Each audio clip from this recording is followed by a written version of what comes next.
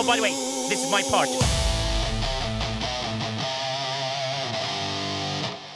Wait for the timing, Sana. Not yet. Now. Welcome, everybody, to STFC Briefings. We are a Twitch partner. We are gladly an affiliate of My Territory Incorporated. We are here with some holy shit energy, and we are live. Now, what have we got? We got something really big. We're going to be talking about territory and Quasel for the 27th time today. We have the exclusive. You've heard it on 26 different streams. Yes, I know there's only 25. Yeah! You only have 25 PCs. What do you mean I think 26? I mean, after all those CCs, they're going to listen to me. What do you mean you say it and everyone's CC except mine? Never mind. A modified quotation mark exclusive is here. Let's go. Are you ready? Now, the thing is that the intro video is short, Sana, so stay here and be patient. None of this unpatient stuff that you do to me, Sana. Can you get your people to come in here? I need numbers today. I need to do something quite interesting. And we will kick off with the video. Just a short credits. Let's go. Bye-bye. Oh, that's a start.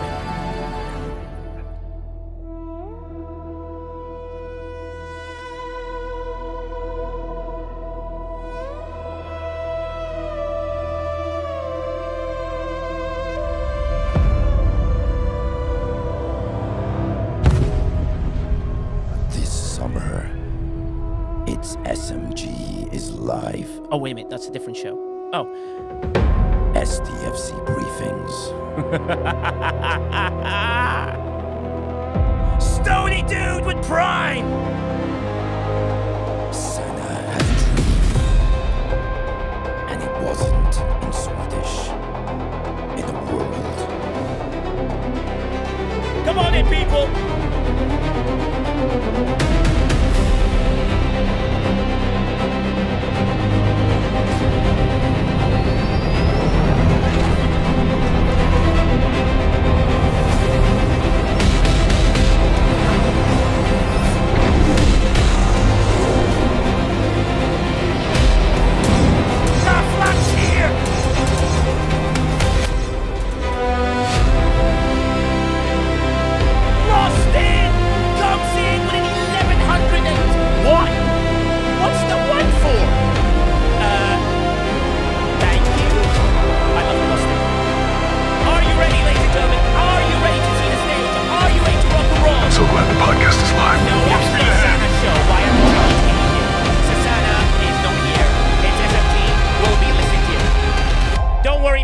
The show has gone short. Ladies and gentlemen, welcome to STFC Briefings. We're live on the stage. England are playing today, which means Lostin will be asleep because, well, he's old. I mean, he's just very old. That's why we call him Grandpappy. Lostin is amazing. The amazing thing about Lostin is today, thank you, Susie Q22. What kindness with 5 gifted gets us to the end of level 2. Lostin, look, because he's an old man and he sat there listening to Sheets all day with Quasel, he went, he literally said to me, Quasel's such a sheet. I think he misspelled that word. But that merchandise is available on stfcbriefings.com, by the way, just in case you want it to be a sheet like Quasel. Because he's such a sheet in every way. Oh, sheet. At least England have an easy matchup. No, they don't have an England easy matchup. Are you insane? Which will be amazing. Tacos, no. Tacos, Chemtech, no. Right, we can be friends for at least 4 hours and 47 minutes. After that, we have to be enemies for like 95 minutes, and then we can do. Galileo, they're going to do us. I know LOD, they're going to do us. You're such a sheet, Sana. You're such a sheet. X-Reach Point merch, if you wish to see the sheet, which has Sana's face on it. Basically, Sana's face and said, I'm such a sheet. No Velvet Thunder. No. You're not saying Mexico. Bring it home. Playing Mexico and Azteca, which they haven't lost in so long. The Art of Balance 13. Congratulations and thank you for following us in this wonderful channel. Lostin kicked us off with an unbelievable 1101. I feel like someone got like that OCD thing, don't you think, Quasel? Where he just went, oh, it's 1101. Let me just donate it all. It's easier. I don't want that one just to be sat there. Yeah. I get it, Nice little round numbers. That's shiny. Exactly. Everyone loves round numbers. Everyone liked it. Thank you very much. My lawyers will be in contact for use of my likeness. Sana, You either sing the song, I do the trailer, or we do that. Come on, Sana. I need you here for this. What are the odds of the USA beating Belgium? We don't speak. Lost in with 1 bit. That's to cheer for. I get it. It's to cheer Quasel. Yeah, 1 bit at a time. Stop doing 1 bit at a time. This hype train's going to take forever. Okay, thank you for your 1 bit, Lost in. Thank you for your 1 bit, Lost in. Thank you for your 1 bit, Lost in. Lost in is today on a hype train on himself. Yeah, he triggered the secondary hype train and stuff. So he's in a spending mood. Yeah. Just give me a second. Thank you for your 1 bit, Lost in. Thank you for your 1 bit, Lost in. Thank you for your 1 bit, Lost in. Thank you Nigel, for your 1 bit, Lost in. I got you. Bitty, bitty, bitty, bitty, bitty, bitty, bitty, bitty, bitty, Wait, bitty, 1, bitty, 2, bitty. 3, 4, 5, 6, 7, 8, 9, 10, 11, 12. Okay, yeah, almost there. And thank you for your bit, Lost in. Okay, we made it. We got it to the end. Dog Treat Gaming is like USA all the way. Hey, I hope the United States win and defeat Belgium. But right now, my stress levels are so high. Because Sana hasn't streamed for a week. B, she was in the UK and did not tell me. That's 2 reasons. Oh, God, Lostin's doing it again. Thank you for your bit, Lostin. Okay, well, this hype train, if Lostin does his 1 bit in 1.4k bits, we've got 3 subs to go. And if Lostin does 1,400 bits, he's not fast enough with his fingers to do that. I've heard rumors about his ability with the fingers. We will, guys, be talking today about the territory stuff that is quite important. We'll be talking about the update to the STFC.CC sheet. We will talking about the crewing aspects of it. Also, you guys have heard the news about the 20 to 50s. Thank you for your bit, Lostin. That they basically don't have the same shit stuff as us. Thank you for your bit, Lostin. And that is something really important to sort of work toward. Thank you for your bit, Lostin. And also Quasel, thank you for your bit, Lostin, will be showing us, thank you for your bit, Lostin, about everything else about to the... And Lostin was 1,300 bits! Oh no, he's left it short. 73 bits to go. Oh no. Sana, save me. Can you just go at him? Susie Q22 sends us to the next level. Thank you for your bit, Lostin. All jokes aside, thank you very much, Lost In. Thank you, Susie Q22. You guys keep us, always happy, always cheerful. It's absolutely really cool. I appreciate you all for that one. The most important thing is we're going to be talking about the Armadas, talking about the crewing, talk about everything to do with the game, see how we can make that work for you all. We're going to discuss the 20 to 50 chess. We're going to show you different levels of things. There is one statistic that I didn't send Quasel because since he was doing it in 26 different streams, I wanted to keep at least one exclusive with me, which is more important than anything else. And I will be showing what Alice and Romulan's stuff is and how her mining speed is. For your info, for your info, don't activate Meridian BPs in Esla. Interesting. Warp 9 engage. Warp 9 engage. We are going on with this hype train, keeping us going. That's really important. Where are we on? 5 subs to finish level 4 with 2.3k bits. Don't. Oh, it doesn't work, LOD. Oh, interesting. That's something to put in there. More bits. Look, Sana. Yeah, now, hype train. Stop doing this stuff, Sana. Damn it. Sana's controlling the stream right now. I might as well make Sana moderator and see what happens. I will not do that because I can see that something in Swedish will appear. Atsa ifkar kaliaka on flikas. It'll be something like that. And then Lostin will be like, I didn't learn Swedish when I was in school. I'll be like, oh, Lostin, what a shame. Lord Scarron, welcome in. I will absolutely not abuse mod powers. Mm-hmm.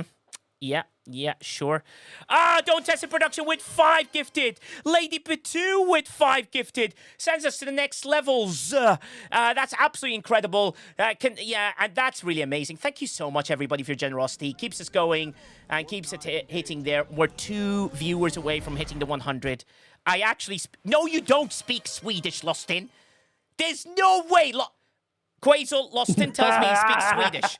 There is absolutely... Right, Lostin, in your next stream, you must introduce your beginning of your stream completely in Swedish.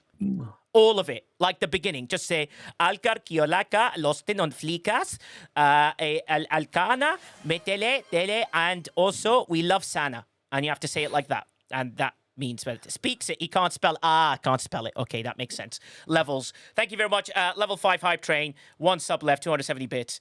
Svenska stream. IKEA. Wait, does that mean we can order IKEA stuff when we do a Svenska stream? You just went to Google Translate, Lost in. Sana, can you translate that for me? What the hell does that even say? What? Jag talar det flytend. You're a flytend. Yeah, if that's an insult, I just called you a flytender, Lost in. I speak it fluently. I don't think Swedish people say it that way. Yeah. Yeah.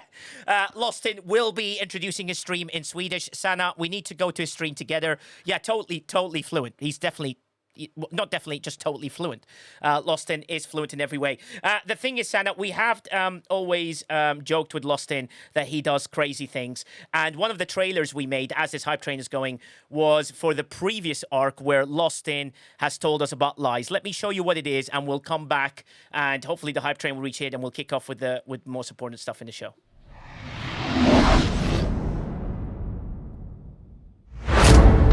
Captain, G6 scrapping is coming. Commander Lawson told me. Get me Lost in on screen now.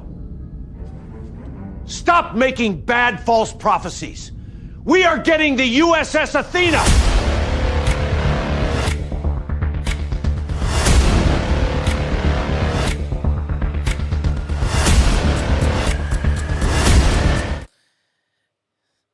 Yeah, that was nice. Lost in is the hero of this world, by the way, Sana. And Sana is here to translate all of Lost in stuff. No Colby today. Do some people miss Colby? Does everyone miss my lovely, lovely Colby, are they? Oh, interesting there, Brian. I thought you were here for me, huh?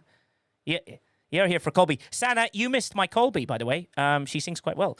But Brian tells me you logged in because of Colby. Okay. Well, you guys stay here. She might be here at the end. She is lovely. She has stolen the show now. I know. She will be here. She will be here later, maybe. I don't know. She'll totally be here. Totally be here. Do you see what I did there, Quazel? Totally will be here. Totally. In every way. Which is every way. She seems nice. Oh, yeah. That's as far as you go. Sana's my Twitch hero. Colby's my real life hero. There you go. Yeah. Don't mess with Sana or Colby. And by the way, I am Lost in your. You know the intro you do for me on yours? Sana does the same for me, by the way. If you smell what the rock is cooking. Do you see that tongue action there, Lost in? I'm nice, I promise. Yeah, Sana does like Star Trek. She watched one episode of the Star Trek in her whole life. One. Well, a film. I mean, it's debatable if she watched the film. She kind of was on her phone on Instagram, but I think she watched about 50% of a film. That's as far as Sana went, which is absolutely awesome. The main thing is we will talk about territory. We'll talk about those things. The thing is with Quazel's Corner, Sana, it's slander. It's just like and how would you like to prove it, Sana? You can prove it by watching another show and then watching more Star Trek, huh? Come on. Where is your stuff? I can get you on the horn almost all the time. She elevates the briefings. Okay. Fine. God, everyone wants Colby. Colby, what have you done to me? I know you're listening to the show. See what happens now? Everyone wants you back every time. By the way, if you go *Colby, you can tip her on coffee. She's absolutely lovely. Or you can join her Substack, which would be very nice if you did. We do support her in every way. So absolutely love the girl. I'm very, very lucky, and I think she's wicked. So please do. She's got some great insights. She talks about how you get through life, Sana. Some of the things that you had to go through. Her memoir is quite powerful. She went through a journey and a half when she was a kid. And it's an incredible listen or a read, depending which way you want to do. So please do go and see her. Let me put the Substack in a link in there for my lovely Colbs. And I'm sad, Sana, because the one day that Colbs can't do it, you decide to come here. And she usually sings the STFC Briefing song live for us, which is very nice of her. And she's... Oh, no, Lost it. You're not telling her I said that word. I didn't say the word. We're not there yet, Lost in. No, bad Lost in. We're not there yet. We don't say those words yet. We don't say those words. So if anyone wants to do that, please do join our Substack and keep it going. That'd be amazing. I heard him say something about you and tongue action. Yeah, I talk about Lost In. Because Lost In, the key thing is there's 1 minute left, 8 subs left on the hype train, and we will crack on with the show. If you want to get us there, that's absolutely amazing. We'll finish at level 6, and we'll keep us going. So if you can't do that, we'll add an extra giveaway at the end of the show as well, if you guys can get us there, which would be amazing. And Quazel doesn't do that on anybody else's stream, but Quazel wants the show to continue. Her singing is beautiful. Thank you, Alice. I will tell Colbs that. She is adorable in every way. All right. So since Quazel does not want to let me enjoy my life, I will just continue on to the show because that's what the thing is. And Sana, there's a big question for you here. Quazel has a sheet and his logo is yellow, but the sheet is green. No one knows why.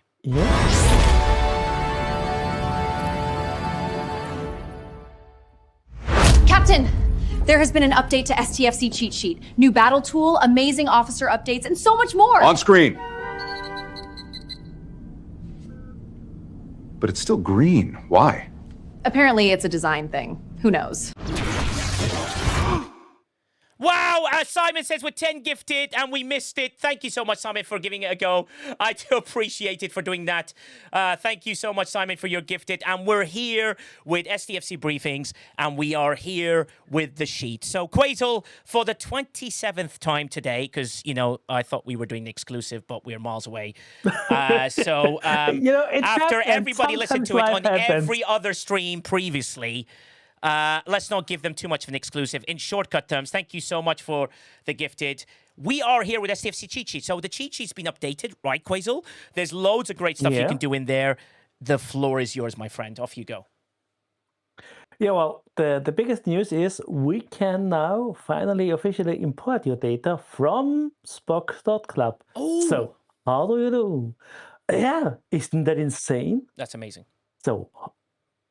Hey, Amiga Pro. And it's very easy. Even Nigel can do it. You know, you press the export button, then you press the next export button, and then we need to zoom out because I zoomed in. Copy to clipboard. Oh, nice. We have now all our data imported. You can use a file as well to send it to somebody else to look at it, and then we hop over to the cheat sheet. To stfc.phd, and there's a settings page. And then you go to data and imports, scroll a little bit down. We are pasting stuff in. Press import all, and the magic happens. We have imported now 2,200 entries. That includes buildings, research, tech, officers, artifacts, emerald chain, syndicate, all of it. Wow. Amazing. And then if you look a little bit further down, you can then see your fleet commanders. I, of course, already have done that. And so you can activate them and unactivate them. I love this. Yeah. And below that, you have the whole skill trees, so you can select the abilities you want to have active. Because maybe you want to test stuff differently than in-game. I got a geode! I got a sorry. Just, oh my God! There's a geode! Wait, I need to transition across. Lost it! I did it! Oh my God, lost it! I can't believe it! Look! It's a geode! Oh my God! Fade across! Oh my God, I got a geode! Lost it! I just kicked over the geode! Oh my God! It's finally happened! Oh my God! It's here! Geode! It does exist in the game! Oh my God! I know Red Rum, it actually happened. I did it! I got a geode node. Everyone's like, what a loser. I was like, look! I just started it. Look how cute this is. Look at this cute little 20k. Who's a cute little 20k? Who's a Ghost Pepper is here. Sorry, Red Shirt STFC, thank you very much. Yes, Sniper, I did it. Only one more, Nigel, and you can actually do a poll. Wait, what do you mean the pull is 30k? Why would you say things like that to me? What do you mean the pull is 30k? Oh, damn it, son of a... I'm being tricked again. You got 2 times 50k earlier. Yes, sir, Dan's. Whatever. Anyway, back to our regular programming with Quasel and his sheet. So, yes, you can choose the feat commanders. You can activate them. Does it auto-activate the ones you have in the game, Quasel, when it first comes in? Thanks. Coffin House! Yeah. Yeah, if everything works, yes, you can import, like you have a check mark here. Set fleet commanders from the import, then you can get them from Spox.club, depending on your Spox.club settings. So I'd always check here. Then I like to hide non-selectable stuff, and then I just go down and look at the skills I need to select. So like, I don't know, Khan hasn't much, but maybe FC Lorca has more abilities where you have to make a decision which one is active. Yeah. Because that affects your stuff. Once we have done that, we can go to the corner. Yeah. And then begin our journey. We have seen it very often at your stream already because, you know, your viewers already knew about what's going to be released today, about all the details and fluff. So, yes, so you guys, always had the first peek. So yeah, after the 27th time today, yeah, if you're thinking it is a replay, no, this is real and live, by the way. So yes, we get the group, we get the group armadas there, Quasel. You select your ship, my massive vengeance. Yeah, mahusive vengeance. Come on in. And as example, I don't know, the networks novice in the Rambo Hadi are called. Where's my hostile? Quantum Tesseract. Yeah, we want Quantum Tesseracts because that's the topic. What did you call me? So then we can say, oh, it's this. Yeah. Oh, it's a thing. Okay, cool. Quantum Tesseract. That sounds like an insult. Yeah. Hey, you Quantum Tesseract. You're like, sorry, what did you call me? Well, or you go, ooh, I've got a bit of a Quantum Tesseract. Oh, yeah. Tesseract. Here we go. Yeah, so you pick that one, Quasel. You pick the Vengeance. Now, interesting. I like this. So you can get the target hull. Oh, yeah. Tell us about this. Yep. And then I could say, for example, it could be 50% because it's an Armada and you already tried it. And for Armadas, I like to set burning and hull breach because, you know, I'm just assuming somebody will always bring that to an Armada, even if I don't have it slotted, so I can activate it there. Yeah. And then we can kind of look at crewing that ship. So, nice. I mean, female Spock is like stuff we talked about. And then let's activate the synergy and put the whole crew together. Now, the thing is, we obviously can't put Cat Spock because it's not available at the moment. But Ambassador Spock seems to be someone very worth chasing, right, Quasel? The most important thing, like, this is your weekend spend event that you should go for. If there is any way you can unlock him, I think he makes a monstrous difference. Does he, Quasel, from his abilities? Yep. Yep, he's very strong. Though it's the combination of them, like having 1,000 isolytic damage, cascade damage from female Spock, and then the defense that allows you to survive longer, and you can go far. Though we have a player in our alliance that has female Spock unlocked, and we can kill 75s. With what, the Armadas, really? Yeah. I have a nice stockpile now. We killed a bunch yesterday, yeah. Okay, I can show you a better look afterwards. Yeah, we'll have a look at that. But show us the rest of it, then we'll show the crew for that, if that's okay, Quasel. And the aim is to show people what you need. And you only need one person with female Spock, as far as I'm aware, so far. I mean, it's like, it helps massively because like that's a big damage modifier and we had an uncommon ship. But we can look into that because that's a thing that's new. So let's finally do that. Okay, then I don't know, Slipstream, and what I don't know, Godsend for a little bit of weapon damage, whatever, you know, people have. And then below tech, the classic stuff like Torres is always a good idea, or like Kim, burning. We have lots of options. I think we don't need to go over the details. Or I can load the crew I use then. And then we have added a new section, and that's called damage multiplier. Because the tricky thing with Armadas is people have to discuss, no, I need isolytic cascade damage. No, you need shots. Yeah. And stacking only one of them can be less beneficial than people expect. Because we can look at this damage modifier.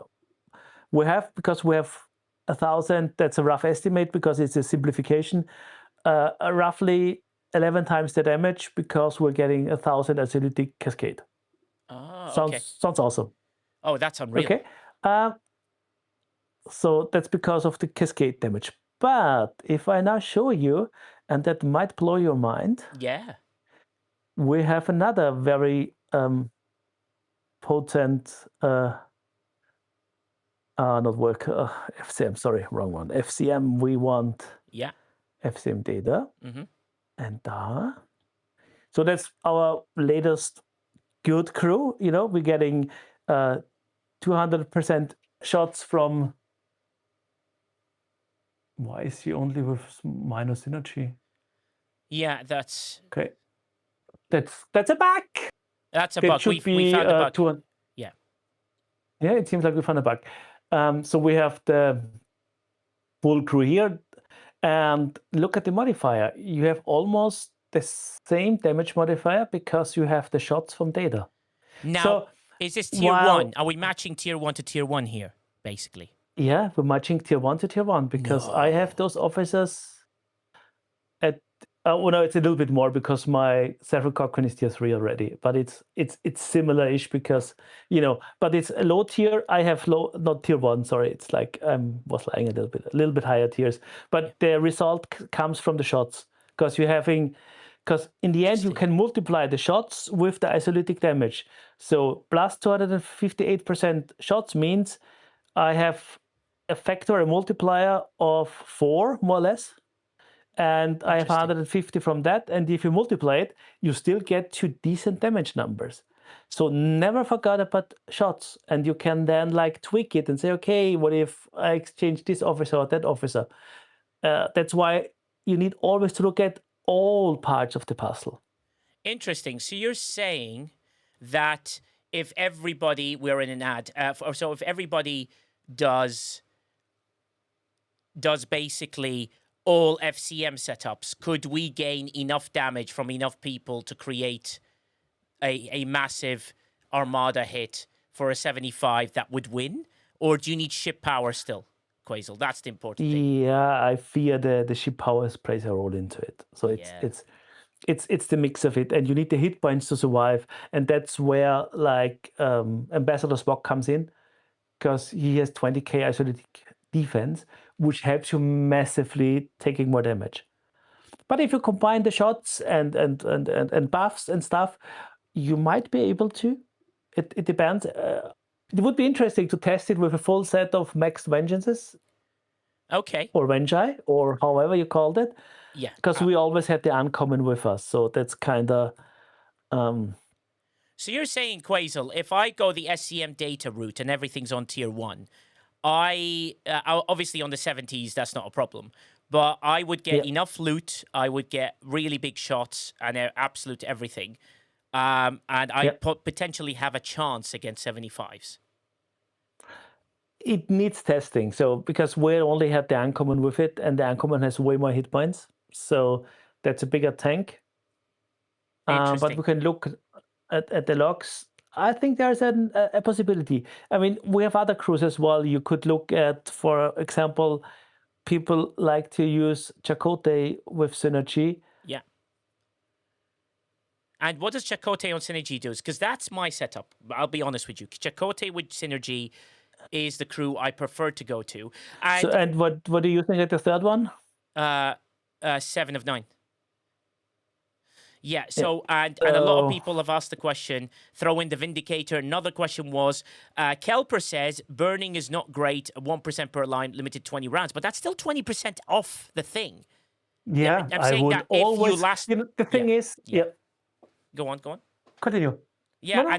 And then people have said, throw in the Vindicator. Does the Vindicator become a new hero in this, Quasel, as an option?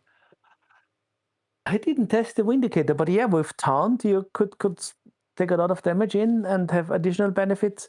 Throw in a Cloak maybe to get the defense stats of the Armada down.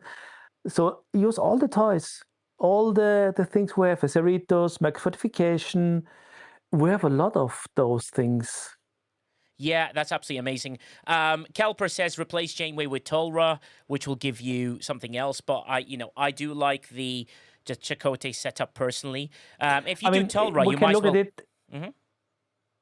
The thing is that those factor now looks not as impressive, but in those values, because it's dependent on the account, 200% critical hit damage is noticeable. So we would need to look at the fuller picture, like adding the critical hit damage to it as well. That's just a quick information to give you an idea where you're at with your account. Yeah.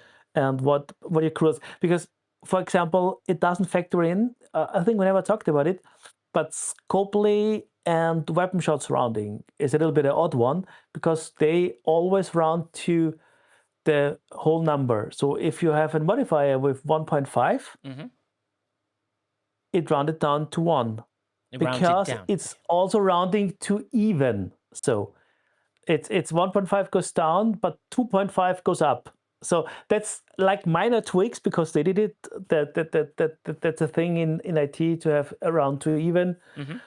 And then it would need, depending on how many shots your ship has, because if you have 3 shots and getting it multiplied to 1.5, that works differently than if you have just 1 shot, because then you lose out. So it depends on the ship and lots of things. Interesting. The interesting thing, I like it, Quasel. I get the mathematics around it. The thing that people want to know is 2 main questions, right? If you can't defeat the 75s, what is your most valuable, strongest, the most loot you can get crew there is? If you can't defeat a 75, you can show us 75 if you wish as a start, but if you can't defeat a 75... No, but let's start with the 70 because that's the safer route to go. Yeah. So, and I will show it here because I just changed the tab. So let's go there. So, and then Tech One would like to say, how do you import your stuff for? How do you export your stuff from Spock's Club to it? But we'll go through back there again, Tech One, and we'll do a little summary setup. So we have 170. So if you have enough power, example, my Venture is at tier 12. Yeah. Oh, we want the Tesseract, not the stuff. Yeah. You can kill them fairly easily with buffs. So that's in that trial, I had a buff. So it took me 12 rounds. Remember, we have a 20 round limit. That's why I focused on damage and maximum loot crew. So we want to look at the loot crew. That's what I used. Okay. Scotty, my Scotty is maxed. If you have a lower tier Scotty, it can be beneficial to using synergy with Dash Torah, for example. Yeah. Because he needs to be tier 3 or higher to be better than that. Okay. Dash Torah, because she gives us shots and loot. And then we have 5 of 11, an oldie but a goldie, like with 100% loot bonus. Interesting. And we have, of course, on lower deck, because I imported it from a battle log, you don't see that. But of course, I have on lower deck the dock for my loot as well. Yeah, interesting. That works out quite well. So if you had to suggest something to somebody for loot crews and stuff, that would be the loot crew that you set up with originally, which would be amazing. So you're saying, because there's some very good question coming in as well from this. Like, for example, whereas Wally says to use the Vindicator in G6 is upgraded tier or level. No, I mean, if you had a max Vindicator, I reckon it could make quite an oomph. And especially if you had an anti-crit crew on it as a double combo, one ship that has a Vindicator maxed with a taunt and with a maxed anti-crit crew, you're removing criticals, are you? Or I know there's a critical floor of 300%. Would that be an interesting tactic? Would be that eventually 5 walk Scotty and FCM data has more loot on the bridge than high enough tier. Yeah, understood. Thanks, McShiz. What do you think, Quasar? Yeah, it depends. Yeah, of course. I mean, yeah, sure. If your data is maxed, then go ahead and use him. So, like, I mean, FCM data, because he gets up to 150. Of course, then get rid of 5 of 11, and you can get even more load. So, correct? Yeah. So TCB Hawk says, so you're soloing the 70s Armada. I mean, I'm not saying soloing. You have to be very, very careful how you set it up. But yes, very, very close. Shepesh, welcome in. So you're, it's very, very interesting to sort of look into that crewing aspect of it. FCM data, I don't have him more than tier 1 because I don't have enough Maverick, whatever it is that I've got to tier him up on. So I've kept him on that one. But for me, Dejash Tolra, 5 of 11, and Walk Scotty at tier 4 is what I have, which is way better than the things it is. It's not maxing, asking when I can reach the G6 with the Vindicator. Sorry. It's when you start saying Sigma materials, there'll be a sheet for it somewhere, Wally. I'll keep an eye out and see how that goes. And ladies and gentlemen, I'm about to... Yeah, go on, sorry. I was going to make a joke. If you need Sigma to upgrade your ship, then you have Sigma repair costs, and then you're kind of at the brink of G6. It's like, yeah. Yeah, that's true. I did reset the geode node, by the way, and it went back to normal just before anyone ask me anybody. Yes, I am depressed. It is like watching the second half of an England game. So that's interesting. So your setup would be for the loot crew would be that maximum. So that would be the aim to go. So if I switch to my game, right, and I show everybody Quazel's setup, which is basically Dejash Tolra, right, as you can see here. And with Walk Scotty minus tier 4, just so you can see. You know what I mean? Like, and there's, that's as much as he can do. So 90% loot. And then Dejash Tolra does obviously the weapon damage and gives you 60%, while 11.9 gives you 100%. So if I put, for example, FCM data, what ends up happening, let's say if I commit him in, his is only 40%, so I lose a little bit by going that. Remember what the art of crewing is like. You start off with your startup crew, and then you work your way in. Now, there are a few officers that you might lose out of here, but the Doctor gives you a little bit more on the loot, right, Quazel? The Doctor gives you, 50% on the dropped resources. Hey, Flossie, how you doing? Don't worry, you're not late at all. Just get everyone to come in here. That is the crew setup that I would go for the Armada. For the max amount of loot you can get, unless you have maxed officers.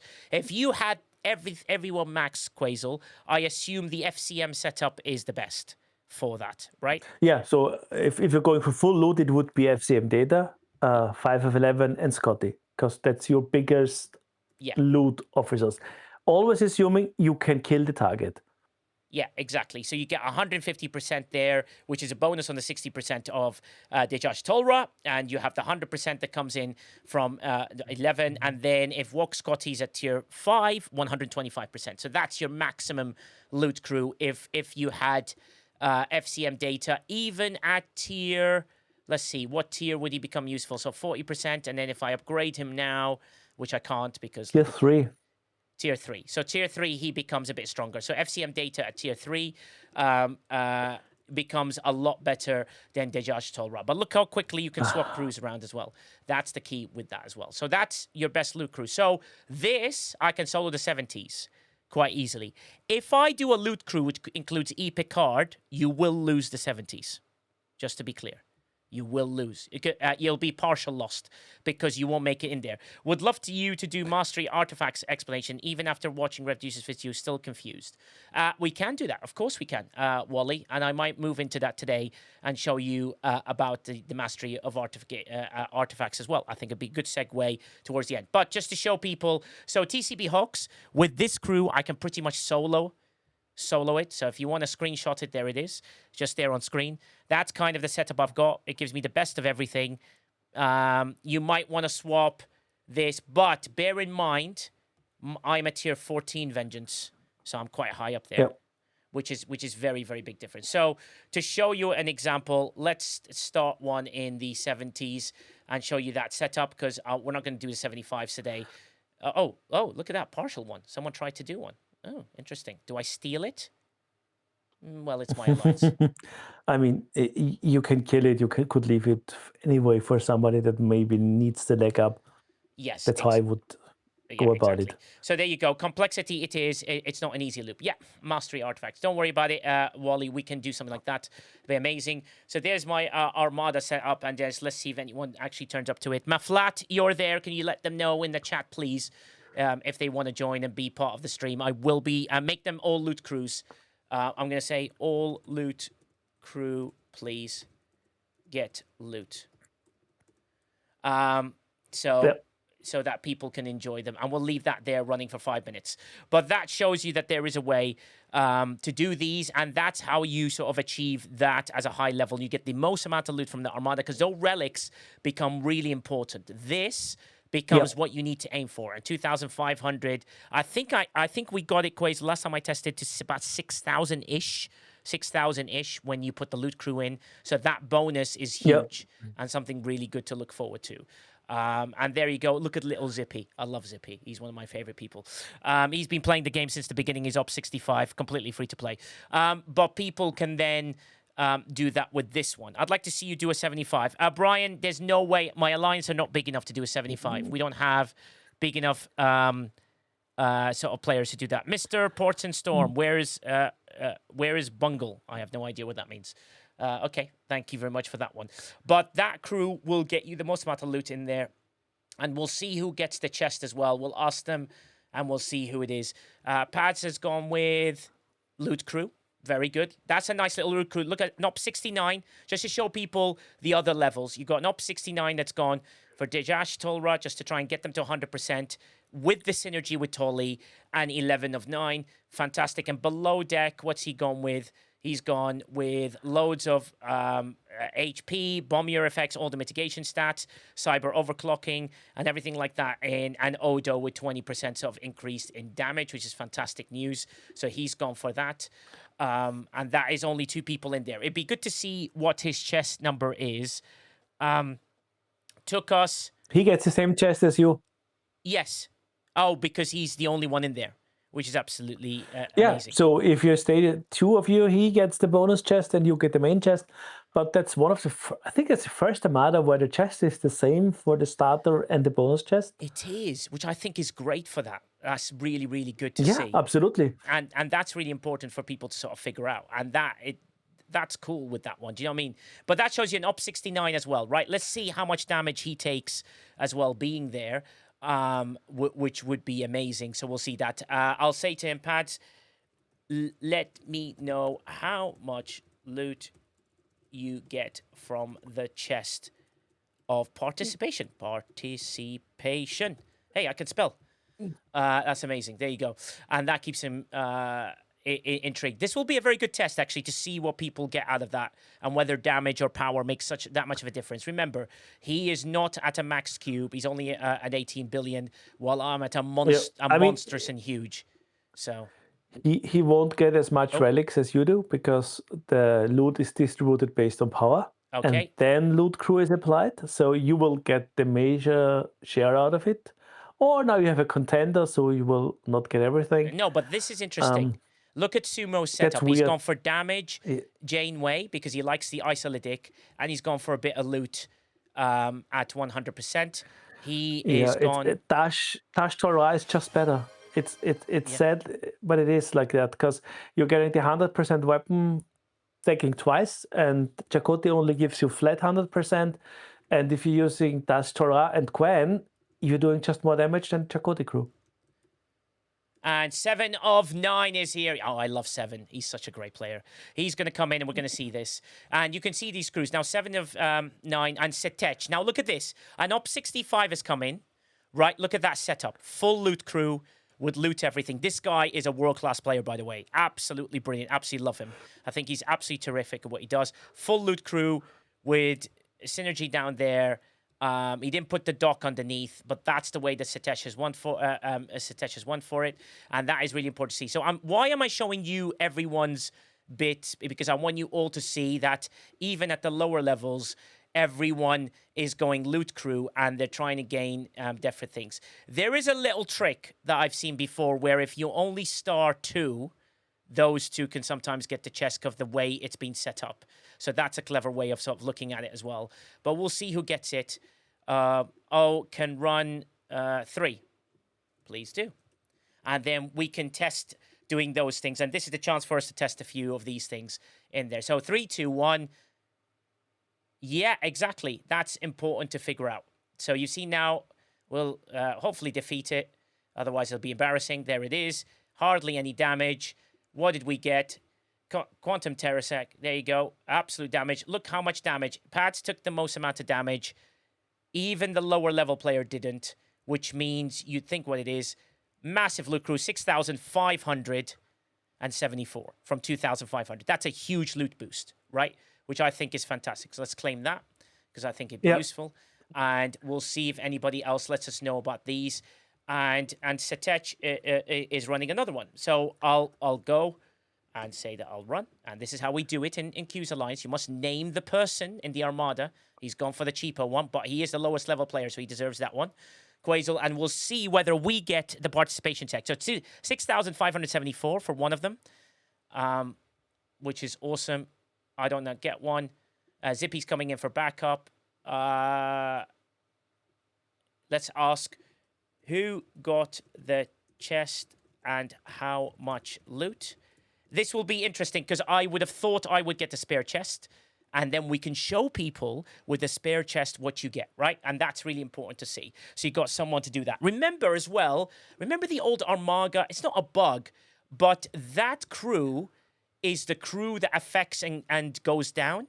So you've got Satech start with these crew. So his crew does stuff for the other people down the chain. Remember that thing? We used to do it with Gala. So if you put Gala at the top with the starter, the next Gala gets enhanced and so on and so forth. That's good. Yeah, 6,500, which is fantastic, Mr. Portstorm. It just shows that you can run the 70s and earn really good loot. It's absolutely brilliant. And doing those Skeletors there, is there a breakdown on how many points you get for these and hostiles doing a takeover? Yes. I am glad you said that. On our Discord, in the TC capture section, I put the rules, thanks to McShiz for sending that over, the rules of TC, so you know what the points are for everything. The only points that we need to figure out is for when it comes to Takeover Armada. And also, there's 10 seconds left to go. I'll see what the chest is. When you go capture, it's in here as well. So, let me see. Takeover rules. Where does it show the points again, Quasel? I think it's here, isn't it? Yeah, I think. I don't think it or was it only visible when it's active? I'm always looking for it too. Yeah. It's somewhere. It's so, like. There we go. I got the chest, right? So there you go. I got the sector chest from that one. Let me show it to you in the battle log. So there's the chest that I received. What is in my chest? 5,529 just from joining. And look at that difference. That just shows that it's such a huge amount of chests and work really well with that one. Satech is running another, so I'll do that because I'm selfish and I really need the loot because I can't even get the geodes. And that'll be amazing. But that shows you, people, that if you coordinate with your alliance really well, we got 5 people that are going there. That's a good way to do it. Dundesh! With 40 stream streak, I can't believe you've been here 40 times. You've been desperate to try and hurt me in the 40 times. That's why. That is... So, do you think 2 up 68 players could pull that off with a couple of lower ups G6s? Well, it all depends on research, right? I still think officers are the key. If you have those officers max at that level, you might have a chance. I still think you have Whaletail to carry you will make a bigger difference than anything else. I'm not going to click on his crew, by the way. It's going to be the worst crew of all time. I can't even bring myself to click on it. I will be very disappointed because, yeah, it's a translation thing, and I don't want to sit there. Shall we just click on it? I don't want to call him out, but I think his crew will be very interesting. I'm going to go with, he's going to put 11, 6, and Khan. Yep. Well, that used to be the crew to go. Yeah, there you go, guys. That's your crew to go if you start at the lower levels. That's your Armada crew to start off with, and that's really important to see. But you saw with the chest levels how much you get just from those Armadas and those relics, just for even joining in. And Sumo, being a wonderful co-admiral, does a fantastic job as sitting out. He always says, you can star me, but I'll sit out because I don't want any loot. This guy's my hero, honestly. And then someone is running something else. Okay, on my way after. Look at that. 7. You see, you like that OMWA on my way after? I know you don't do things like that, Quasel. Yeah, on my way after. And we have something called Boo, by the way. Can you show that crew again, please? Yeah, of course I can. So, Yugik, the way he does it is this is the original super low-level crew that he uses, right? It's not the best crew in the world. And then from But it's one G4 player could have if they didn't do the DS9 loop fully to get Cisco and O'Brien. Yeah. Or, I think Dash Torah comes later. This is So an it's Op not- 65, a bit lower in level. That's his crew. And Yep. I bet his crew's maxed. Yeah, because he's brilliant. He plays really well. So that is what you've got to aim for. And look at that. He uses the relativity. It's surviving really well and everything after that. And look at this. On my way after Ugik. You see what I did there, Quasel? After. So he knows it's not just one. It's 25 after that one, which is absolutely nice. I haven't told them, thanks. We have a Dejas Cruz. But it shows you, look at that ops level. He lasted 3 quite comfortably. And then he's brilliant, by the way, Shatef, who's our mathematician and genius. Pads has got his crew as well. Zippy, I'm not going to embarrass you by clicking on this because I have a feeling this is going to be awful and it will upset me when I see it. Oh, no, look. Look at that. Op 65 going Quasel style. How cool is that? Yeah. That's absolutely amazing. So, too bad Kep ran away. He could do... yeah, exactly. That'll be amazing with that one. There you go. So those are the setups you can do, and you gain quite a lot of stuff. And look at this. This is how active my alliance is. The moment I start 1, 3 already are full. Yeah. Straight away. Yeah, it's like somebody starts and then it rolls from there. We had that same thing yesterday because people then, oh, it's running. Yeah, I'll throw in 1, 2, and the next one, and the next one. And yeah. That is fantastic. And that's what makes good alliances together. Everyone's jumping on everybody, and that makes it important. Quasel style, I like that. Yeah, exactly. Quasel style. Zippy, well done. You didn't embarrass yourself. He is, by the way, 71 years of age. It's absolutely amazing, that man. And he still plays in our alliance. And that's what it is. Community brings people together. But look at the amount of loot you can get if you coordinate together as an alliance. It makes such a huge difference. And anything like that. We also have something called Boo. What does Boo stand for? When we do that, you say Boo and I'll come to the Armada. Boo means backup. And it means I'm coming as a backup, but you can star me out and I wouldn't have a hissy. So that's something that we have as a little trick. If you guys wish to coordinate that, that would be something amazing. Now, which was the next one? That's in this one. I went to 7 first and then onto Ugik. So you find 7. There you go. And we keep joining in. But look how much loot there is. And watch out for this. Your cargo does get full quite quickly. Boo or Boo? Yep. Boo. Both. But, the most important part of it all goes directly into inventory. So it doesn't end up in your cargo, so you're safe. Exactly. And Coffin, I know you're watching here. You don't come into our territory and come take that loot, by the way. I will whoop you. I know you're watching, Coffin. We are allies, remember. The only person we go against is IRS. Anytime we see them, we destroy them. We wipe the floor with them. You know what I mean? Like when you see them in the Vale, just your dreams, just completely destroy Quasel. Kill everything he has. Don't make his life easy. Look at this. If space, go, go, go. Look at that. Beautiful coordination done by the team in a beautiful way. I'm trying to show you guys how our alliance runs. It's a bunch of great positive people that are here to enjoy the game. The key thing is to enjoy it, and there's no hissies or anything like that. The goo do go, and that's what's wrong. Boring. What's wrong with Mike Rotunda? No, I can't wait to match Nigel in arenas. Humble, you will whip me. KJ, I'm watching. JK, I want you in our alliance, by the way. There's been negotiations. I want you with us. If you fancy it, buddy, you're more than welcome in.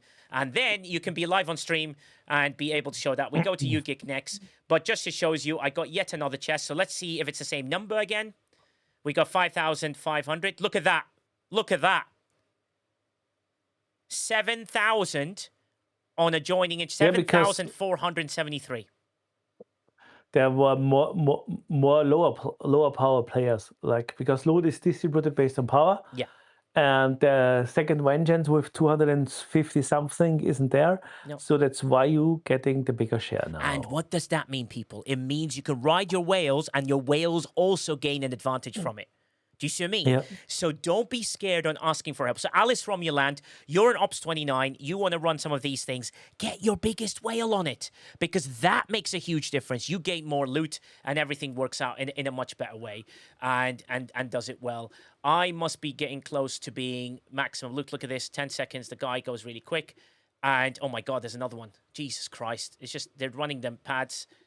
On my way, pads. And then on my way after Satech.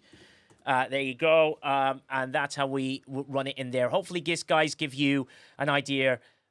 Yes, don't worry, Wally. We will get to mastery. I need to do my part of the show first, buddy, and then we'll get to the mastery and stuff like that. Just give me a chance to explain why this works and why people should do them. And this would be, are we willing to bet that all the whales will be more than happy to support you? 100% Skeletor. Get your biggest player. Tell them, can you help? They all benefit from it as well, which I think is very, very important to see. And that's great for you guys to do so in doing your biggest sort of setup crew as you can. So Quasel, we've shown people how to set up with the best loot crew. We've shown people how to do it that. Now, for the 75, do you think if you had max tiered FCMs, that would be the route to go through to get you the most amount of loot with the most amount of damage in there? So if you can set that up on your sheet, or can you set up your 75 setup, and we'll come and have a look at it while I run these in the background, that would be amazing. Because when people see how we can defeat a 75, and then Quasel can explain how many ships he had at what level, and how many people sort of joined in, and so on and so forth, and then we can actually test it out. And I think something that would be very, very important to see, and sort of works its way through. So you guys are aware of it all. And that will be something that we can check, which is absolutely awesome. Lower roll players do not get the directives to start Armada, so running the whales will only benefit if it happened to score a chest. Exactly. So I would always encourage people to join. We always encourage people in my alliance to join in, and we'll do that if we can. So that is important for people to see. So while Quasel is prepping that sheet, we'll go to 75s next, but it shows joining them makes a difference. So then you can get the chest. You might be able to open the chest, and that would be something amazing to sort of do so. And then we'll go to what mining is and how things are with that one. I'm just going to snooze the ads and give you guys 5 minutes to kind of look at this. 10 seconds left to go. Quasel, are you ready to have a look? Let's have a look inside, and we will switch to 75s. Quasel will now show you on his sheet. We're going to transfer across to Quasel, and he will show you how he defeated 75. All yours, Quasel. And then we'll have Sniper jump in with some notes. And then we'll go to Ghost Pepper and MJ Hat and even Shockwave Prime, who's joined us on stage. Go ahead, Quasel. So we had kind of a mixed bag because, an uncommon 73, but that's a low tier, so that's not a high tier. A lot of big vengeances. You can see 500 billion, that's a max vengeance. Yeah. 400-ish is below that. And you can see most people are using like stuff, FCM data with Gwen or Dash Torah because more shots and Gwen. So it's all the same pattern, especially with female Spock, it's 1,000 isolated cascade damage. Wow. So we can see kind of a similar pattern on most of those crews, like Gwen, because Gwen has a lot of isolated damage, and that's why I prefer that combination anytime over Chakotay. It gives you more shots and it gives you more isolated cascade. Please do not use Chakotay crews. Okay, in interesting. most situations. Why beer on that one? Beer gives you what? Synergy to Dash, and Beer gives you critical hit damage when hit. So that's kind of Tolio Beer is both is a valid option. Brilliant, amazing. And then you see a little bit of loot crew on the side because that's a tiny vengeance, and you know that the other one carry you. And we did several of those, so I have some blocker, but it's all kind of in a similar style. So it's always the big ones, and we had max fortification and Cerritos going, so that's why it worked. And you can see we killed them in 8 rounds. Oh wow! So Max Vengeance set up like that with FCM data, a massive Cochrane. Yeah, I said it, Jules Verne, a massive Cochrane, and a Gwen. And then only one person had female Spock today, from what I see. Yeah. And you can see on the damage numbers, if you look at the proto damage, it's like you have like 500 and then you have 10 quadrillion. So that jump is like, and then you have 3 quadrillion. So you can see that chip and that isolated cascade is what made the difference. Because if you have then reduce that damage by that amount, you're looking at 15, 16, 17 rounds maybe, and you take way more damage. So people die off and then your damage falls off. So that's why you need those heavy hitters to help you kill them. I mean, you see, we had even a tiny Velox in there, so it's possible. And I think it might possible if you have like a full set of good vengeances, then you can compensate. Because if you look at that, that's just triple the damage. So if we had a full set of maxed vengeances, it might have worked out. So, great question by TCB Hawks. He says, so if the officer description says hostile, does that mean they work against Armadas? No. It doesn't always mean that. Quasel? Yeah. That's especially loot officers are all against hostiles, but in that term, hostiles means everything. 5 of 11 especially, or doc, or a lot of those loot officers. And that's why we started that sheet. It's one of the reasons why we started the sheet, is because people didn't know, okay, does it work or not? And now we have kind of based on the configuration. So we are getting the data how Scopely configures those hostiles. And then there's some calculations done, and we can tell from that, does it work or doesn't it? It removes the guesswork out of it. Yeah, which is a really good So, way. for example, Yeah. you can see 5 of 11 has the green check mark because it gives 100%. And just to show the difference, if you're using Dash Torah maxed, you have 100% weapon shots, and it's stacking for 2 rounds. So after the second round, you have 200% weapon shots. Wow. And Gwen gives you 150% isolated cascade. If I compare that to Chakotay, and you see the 7.25 multiplier down there. And, let me scroll up. I think it's below the viewpoint. Amazing. So that's interesting. And yeah, go on. And let's change Chakotay so people see the difference. Yeah, let's put Chakotay in. There you go. Chakotay, and if you're using Janeway. A lot of people use Chakotay, Janeway, Gwen. Sometimes it's a combo, or even 7 of 9, depending what it is. But that works as well. Yeah. But we can use Gwen there, and still we have a lower modifier. Yeah. And that's why, because we don't have the shots. We don't have the shots. And if you have shots below 100%, you can run into awkward situations depending on the number of shots you have, that it gets even rounded down. So it's been a good crew, but for most situations, you're way better suited with Dash Torah, Gwen, and whatever you use as an additional officer. Yeah. Depending on the situations and how much damage or you want to go for loot. Yes, which is very, that's the stuff for loot.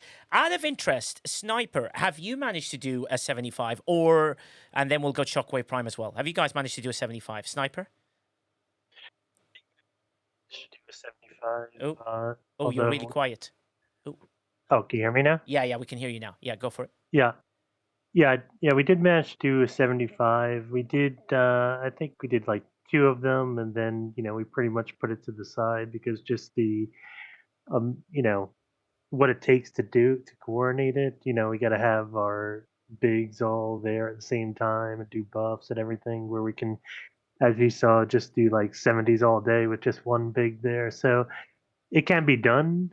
And in certain cases, it's worth it, but it's a lot to do, right? Like once you do it, you prove you can do it. It's good, but it's you have to debate whether it's worth it. And to also just doing 70s. Yeah, what sort of chess? And when we talking big, you saw Quasel. They did it with what looks like max vengeance and a few smaller vengeances, and everything worked out. With your one, what did you get to? Like when you say big, you mean uncommon 73s? Are you talking about? Yes, that's what I'm talking about. Uncommon 73s. Yeah, not with vengeances. Although there were some vengeances there, but I think we had, at least 2 or 3 uncommon 73s. Oh, I see. That's okay. That's that to 2 or 3 uncommon 73. How about you, Shockwave Prime? Did you manage to do 75s as well? We haven't really been able to get all of our bigs conglomerated to do a 75. I do have the max vengeance, but my Cochrane is only mid-tier, My do you have a estimating small data with Cochrane, do you? A really tiny Cochrane. real small. Yeah, real small Cochrane. So yeah. Ferry says that the differential between the 70s, 75s, between the difference between the big Cochrane and a small Cochrane that they would have, it would be very small. So, Ferry, what sort of numbers are we talking about? What sort of numbers are we talking about, Ferry? That would be amazing to see. It's there. RSDJ, thanks for the lurk. Micro Cochrane. Yeah, exactly. Some people have micro Cochranes and they can see what they do. Especially when it's cold out. Yeah, exactly. Especially when it's cold out there. And that's important to see that 75. So it would be good to see. Ferry says, for me, around 22K versus 35,000 of the relics. Wow, that's a jump. And yeah, let's have a look on the sheet, Quasel. So what's the difference there? So I was really excited with 7,400, but you're telling me it's like the difference is huge. Oh wow! I mean, you have 5 times the base loot in the 75s, and that's worth it because the relic chest can only be pulled once a week, and once you've upgraded that makes a difference. Yeah, you know, you have 6 days cooldown on them, and I'd go for. I mean, going for double pulls on those is hard. Don't get me wrong, but I'll take any loot to have an occasional double pull there because once it's upgraded. It's a nice chest. If you're looking at where's my 6-day cooldown and 1 source of your building materials. Nice. That's and the Vanguard prisms, which is kind of the reason to do them. Amazing. But yeah, it's a tiny sourcing, and I get it that people that might get a pack don't go through the effort of doing the 75s. Because, you know, for single pull, 70s are enough. Yeah, exactly. And the important thing is to figure out is how can this now benefit the lower level players? Because the thing is, Quasel and, you know, and the rest as well here. MJ Hat, how are you doing with your Armada pulls? Let's go to you as an Ops 70 with doing the Armadas. Are you finding that riding Whaletail is actually helping massively, or are you finding it quite difficult? Are you getting enough relics to keep going? Even in my case, in the number 1 alliance on my server, the amount of Armadas that we have run has been nil. I am nil. I do not see people going after the Armadas at all. So well, weird. That's weird. Yeah, I know. And it's the same for my entire server, it feels like. Maybe I'm wrong, but just going through and checking things. There was a couple on day 1 that tried, right? And I think they're just waiting. Maybe to get the officers, maybe to try to get in and you're right, JK. Maybe I should. I have not myself, no. No, and you should start one because I think it'd be amazing. August Valkyrie, I'm just going to tell you, love. You said, I hate that as a strong 67, I'm considered low level. You're not considered low level. I'm going to change your perception of the changes they made in the game, right? Because the thing is, people like going, oh, okay, 20 to 50s have been completely screwed and now everyone's lower. But you saw that, August Valkyrie, like Setech, who joined in there, he's up 65 and was considered monstrous. And the things he did were unbelievable, and he managed to get loads of loot for that. Same for my server. Well, I think you guys are missing out. I think there's loads of very good stuff in there. Humble C says, my alliance has 5 times G7s and 15 times G6, and we ran a ton of these. I'm so sitting on 3 times the pulls in the bank and still have directives. Absolutely brilliant. You should have at least 2 or 3 starts each. Exactly, JK. That is really important. Well, you saw that we ran, while you guys were doing this in the background, we managed to run 12 altogether in the space of a 10-minute sort of timer. People were speeding themselves up, and that's really important to see. It shows that if you all coordinate together, it's about making your alliance rejuvenated again. Maybe go in there and say, hey guys, let's run loads of these. I'm happy to run the first few. You inspire them. So once MJ Hat goes in, he says he runs the first few, it gets to that. Now, if I said to someone like Mufasa or someone like Ghost Pepper, can you run some? They can't because they now can't get that chest, can't they? Or am I wrong, Quasel, so far? Yeah, they can't, but realistically, they couldn't really participate beforehand either. I asked the Mufasa and Red and Ghost Pepper and others for screenshots of their mining speed, and Yes. have collected a few examples. Great. And if you look at the 1-star isogenite, mining speed of 3,000 an hour, Yeah. Okay. Very, very slow. or a little better. The second one below it is 7,000 an hour, but you have a chest that costs you 200,000. So mining isn't really an option to fuel those chests. Every few days you maybe could pull one, and it gets even more impossible. It feels like for 3-star stuff, if you're mining 579 and needing 10k. So they couldn't realistically pull it. Yes, they could go and hunt OPC if they even could kill the bigger miners. That's a big if, Yes. depending on PvP crew and stuff. So, and those that could maybe had a partner that kind of delivered it to them, which Yes. is fine, which is fair play. But for Scopely, it was like, okay, it's like the isogen you're getting out of it and the benefits, they say it, okay, isn't good for the economy. And I think it's valid to adjust things if you realize in the beginning, okay, that's not the intended outcome. They gave people a compensation chest. I didn't see the contents, but maybe we have somebody in here that can comment on that. So I think it's should they have thought about it beforehand? Of course. I mean, but then maybe I think things that are out of line should be adjusted after the fact, because else you make one mistake and you have to live with it. And we have things they didn't went back and corrected for exactly the same reason, and then we had bugs like Pike forever until they decided to cap him at a certain ops range. They are, but I have a rebuttal for you, Quasel, because Daruk, brilliant player, Ops 46, right, said we could participate at the beginning and it was fun. Did every morning a 1 pull 3-star since Tuesday. Only missed the first morning, Ops 46. Okay, guess your alliance ran a lot of Armadas, or how did you get the 3-star? Yeah, but Daruk is a very good example of a high-end level, hugely engaged participant. OPC hunting. Yeah, I get it. OPC hunting, which you can still do, Daruk, but the chest doesn't exist, correct? And that's the thing they can't see. So the chest they can't see. But save that OPC hunting, keep it with you, and then when you get to 51? 51, yeah. Yeah, it's 51. not far away. Yeah, it's not far away. Well, I mean, Ghost Pepper's at 49, and, it took her 25 years to even get... And, And she took 7 years to get to Ops 49, which means at this rate, the slow rate of a turtle and a micro cochrane, it's going to take her a little bit of time to get to 51. She likes the micro cochranes, though, so. So, Ghost Pepper, how long... Yes, darling. So how do you feel about this change? Genuine from an Ops 49 player. So we have Daruk, who shows that he was participating and really enjoyed it. Yep.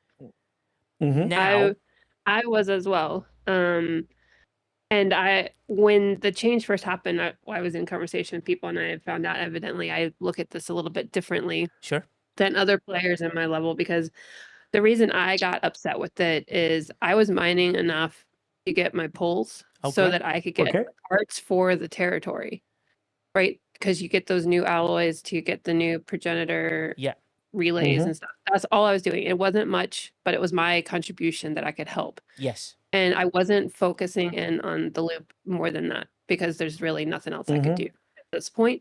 But now that's been taken away. And so that's a little frustrating, and I don't have a way to participate in that anymore. So for me, the biggest part I got mad about was not being able to help my alliance, even though it wasn't much. I think I was only getting like 50 parts a day each, but it was something, and I was giving nodes to higher levels, making sure, because I wasn't trying to also like hoard anything. I just wanted to get my pulls to help. So it's a little frustrating. Yeah, that sounds frustrating to me because the most important thing that you wanted to get to was you were still contributing. So Yes. now, what do you get, Ghost Pepper? Like, from your own words, what do you get now? You get a chest that Now- gives you how much? The only thing I get now, hold on, I pull this up. I have one chest where I can still get some iso-emulsion to isogenite, but I can't do anything else. Yeah. Yeah. And the I important can't thing, even get the alloys now to get the new parts. so you can't pull a relay or a conduit. Right. And that is the one of the important things in territory that people need for a lot of the Yes. services, which means the service can be done. So, ladies and gentlemen, as you see what Ghost Pepper has said, and you've seen the sheet that Quazel's got, let me show you on the screen what that means, right? So if you go to my game, so now I go to my alliance, right? And now I'm looking at all the territory stuff that I have.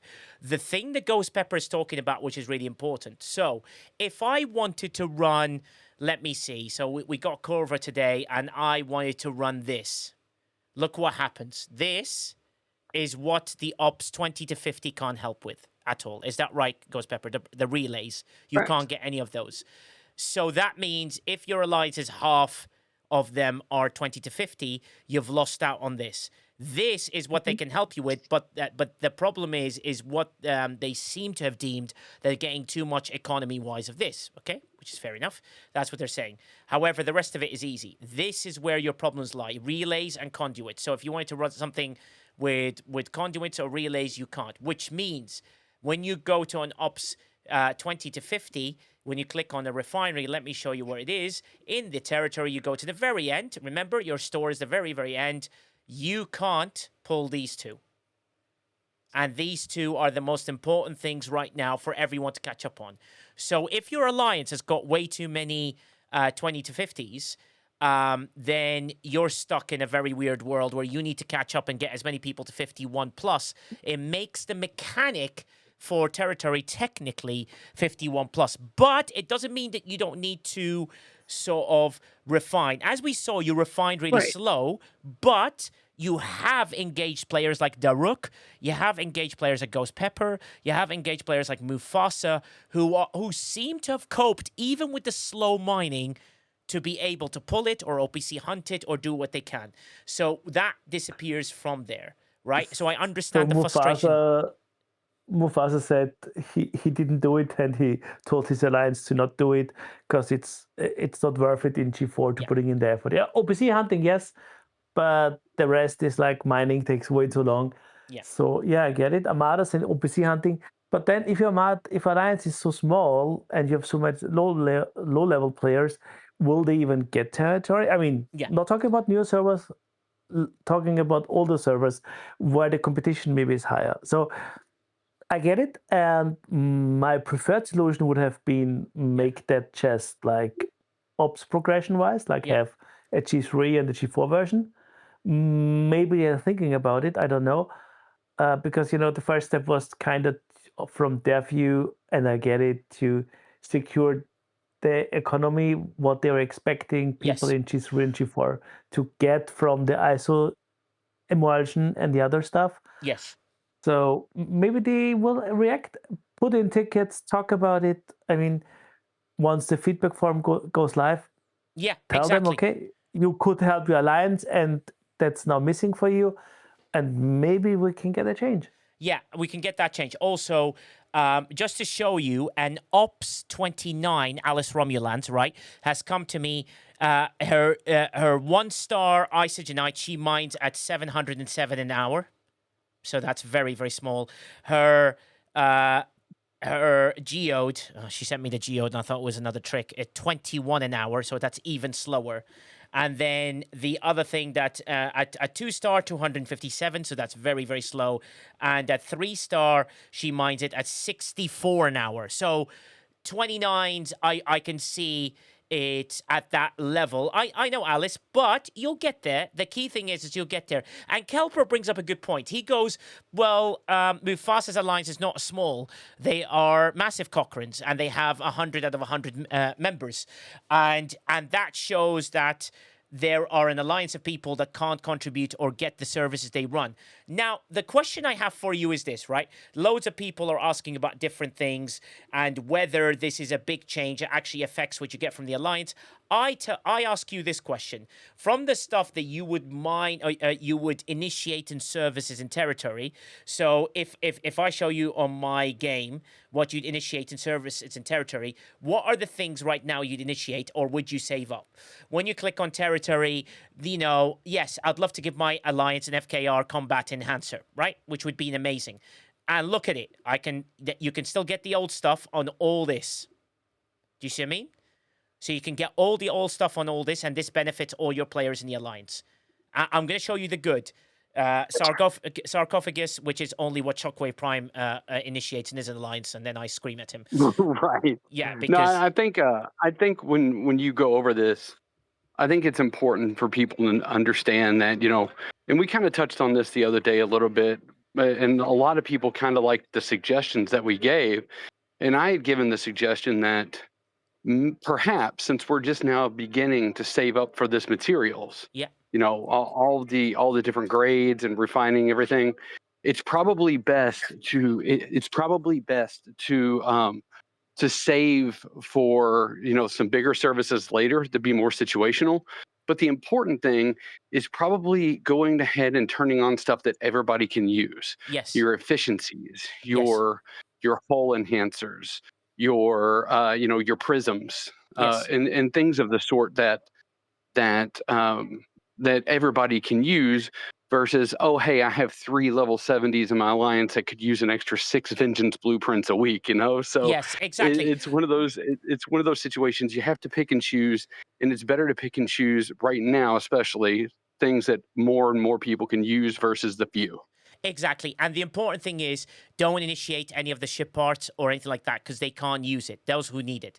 But the FKR PvP ISO, so even at 20% or 15%, 10%, or look at that, 2% for 25 to 50, so they're very, very low, will give them a little minor boost in that one. But look at it, it's using all old materials.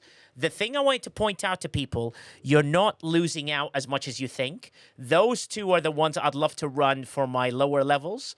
And those I would never run because it's the expensive side of it. Even though they use old materials, I don't know how much it opens up. Like the NX01 ship pots, even if you did that. So even for science, look at it. It uses all the old things. Do you know how much you have to spend, Quasel, on the NX01 ship parts? What the numbers are? Have you got that with you? Quasel? Oh, Quasel's dead. Okay, let me, guys, show you for science what there is. Do you want the number? Do people want the number? I think Quasel's dead. When is the Meridian 2.0? There's no such thing. So... My microphone went dead. Yeah, and Enterprise, NX01 ship parts, Quasel. Have you got the number for this? Has anyone given it to you?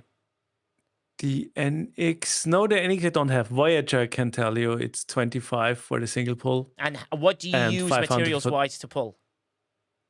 It's all isogenite, and that's why G4 and lower has gotten the new conversion, because they get 25 a day, so they can pull one of those ship thingies per day. Let me show you for science, right? Enterprise NX01 ship parts activated, right? That's activated in my alliance. What ends up happening? You go to your refinery, you go to treasury, you can use these numbers, Quasel, for you. You go to territory, you see a new thing has appeared. You're like, wow, okay, let's see what the service is. So I go to the very end, I want some NX01 parts, and the parts use this. Refined isogenite. And how much do you get a day, Coast Pepper? 25, right? Yep. So 25 means you can pull one chest of this, and then there's a cooldown. Quasel, have you got the numbers you need from this before I press the I made a screenshot. Yeah, and this as well at the bottom. Give you Xborg, which catches up your Xborg and stuff. So when I click on the one chest, what ends up happening? I click on the one chest. I've claimed my parts with that one. And it's a 3-day cooldown, which means you get 75 to use every 3 days. And one of them could be this part. Do you see what I mean? You see the lack of losses that you're getting now. You're not losing that much. you'd be able to do that. Let me see if there's anything else that we can show you, Quasel. You said you haven't got the Monavine. Was that another thing that you didn't have? I don't think we have enough parts to pull the Monavine otherwise do it. This is where this becomes useless. Because, you know, unless you want the parts, that's pointless. The cube becomes important. That would be something they can chase. But then they can't pull it. But all these old materials. So this is advanced. The word advanced means it's not for your lower players. Right? So anything with the word advanced uses the new materials. Everything with no word advanced uses your old materials. So improved means what? It's also better for your players. So the normal one, so the one I showed you, the FKR Combat Enhancer, it uses old materials, and those are your lower players would gain. But then you don't gain that much because at Ops 50, only 2%. Armada gain is 100%, which I think is a nice little bonus. And he uses old materials with that, right? That is important for people to sort of realize and see. But then it leaves you with this problem here of the upper levels would do so. Mufasa brings up a good point. He says, take note that the tier 3 territories are aimed for G6, G7, containing G6 nodes, G3 isogenite. The tier 2 systems are made for G4, G5, containing G4 and G5 materials. Tier 1 systems are made for G2+. If you look at the services, they're set up exactly the same, which is what we just showed. I am cursed. Thank you very much. But the thing that's really important is you initiate these, and that's where the upper players can help those peoples with the improved prisms and so on and so forth. The Monavine ship parts I can't initiate, otherwise I would do it for you, Quasel, but I assume it's the same setup as everything else, right? So that shows you don't we will get it over time. Exactly. It shows you don't really lose that much, and your 25 a day is plenty to pull what you need. But Durek says, but alliances aren't built up from G3. The one ally, G4, the next allies are mixed up, and to be successful is a total cut up of the update. No, I agree. But the thing is, what they've done is by doing it like this. Should I activate this 3-star improved quantum prism generator then? Yes. So, JK, just to show you what that does. That's a tricky question. I think yes. That's a very tricky question. I'm going to give him my opinion. I'm going to give him my opinion. It's up to you if you want to play it my way. I don't really... This is how I play it. The reason I run both for my alliance, right, is because... one gives you 125. So this one gives you 125. This one gives you 250. So if you had to only pull one of them, the improved one was the one you'd call because the same price. However, I want my alliance to get as much of these possible because, and let me explain why. As an admiral, I look at the territory and say, what's going to happen next month? In 3 months' time when they reset. I'm going to go from improved generator to improved generator. That's amazing. And then a new particle appears further down. And that's important for you to sort of do. So the improved one gives you 250. The simple one, we seem to be acclimating with them without. Quasel, your debate reversal of why you shouldn't, please go ahead. More than happy. The question players should ask themselves, do I want to spend the refined isogenite on the prisms? Because for a lot of researchers, especially in the beginning, you need a lot of refined isogenite. So getting those conversion might be distractful to your progression in the research tree because you might not need those prisms. So that's a little bit advanced planning, and Jules did a whole video on it with his strategy.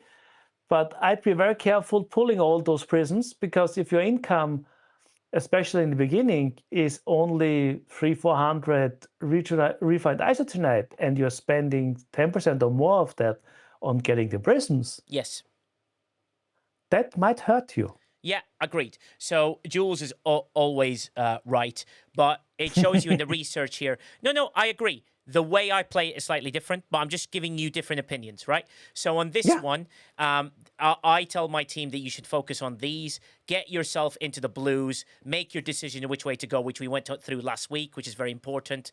Make sure you get yourself in there. Then I'm aiming here as a G7 to the lower level and so on and so forth. So I need to save as much of those as possible. However, I want as much prisms as possible so this doesn't become a problem for me later on.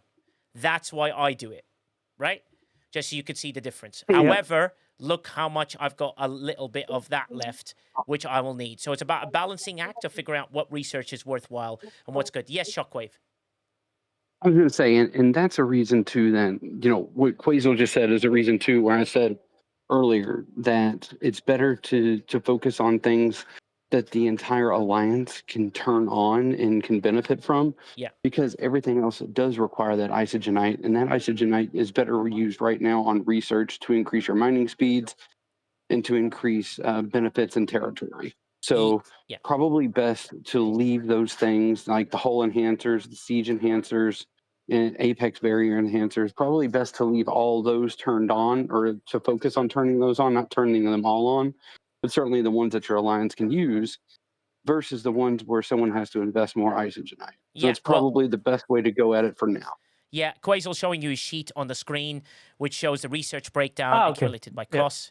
You have the breakdowns, and you can see that for some of those particles, you need to look as well as which research tree you're going for, because they all take different stuff of that material. And that's why we built this calculator, so you can kind of add there, what do you want? That's joules for one of his paths. And you can see, oh, I need way longer to get the refined isotonite than the prisms without zero conversion. So it highly depends on, can you do like with the chests? Which chest can I do? And that's why I said, be careful with it. Be mindful of it. Yeah, I can't tell you what's important for you. Yeah, exactly. And there's the options for that. Great question from Wally. He says, with territory, can you advance some of the research isogenite? So if you gain territory and you're in the lower ops level, do you advance? Not really from 25 to 50, but for 51 plus, yes, right? Yeah. With the isogenite, which I think is important. So Ghost Pepper, now you've seen those territories and those things in the 25 a day, are you feeling a little bit better about it? I know it's still taking away something, but is it showing you a potential path? I mean, it was what I was, I was looking at that as well. It's just, yes, it is a positive, but it's also still frustrating that I can't contribute. Well, you can't go further than when you are.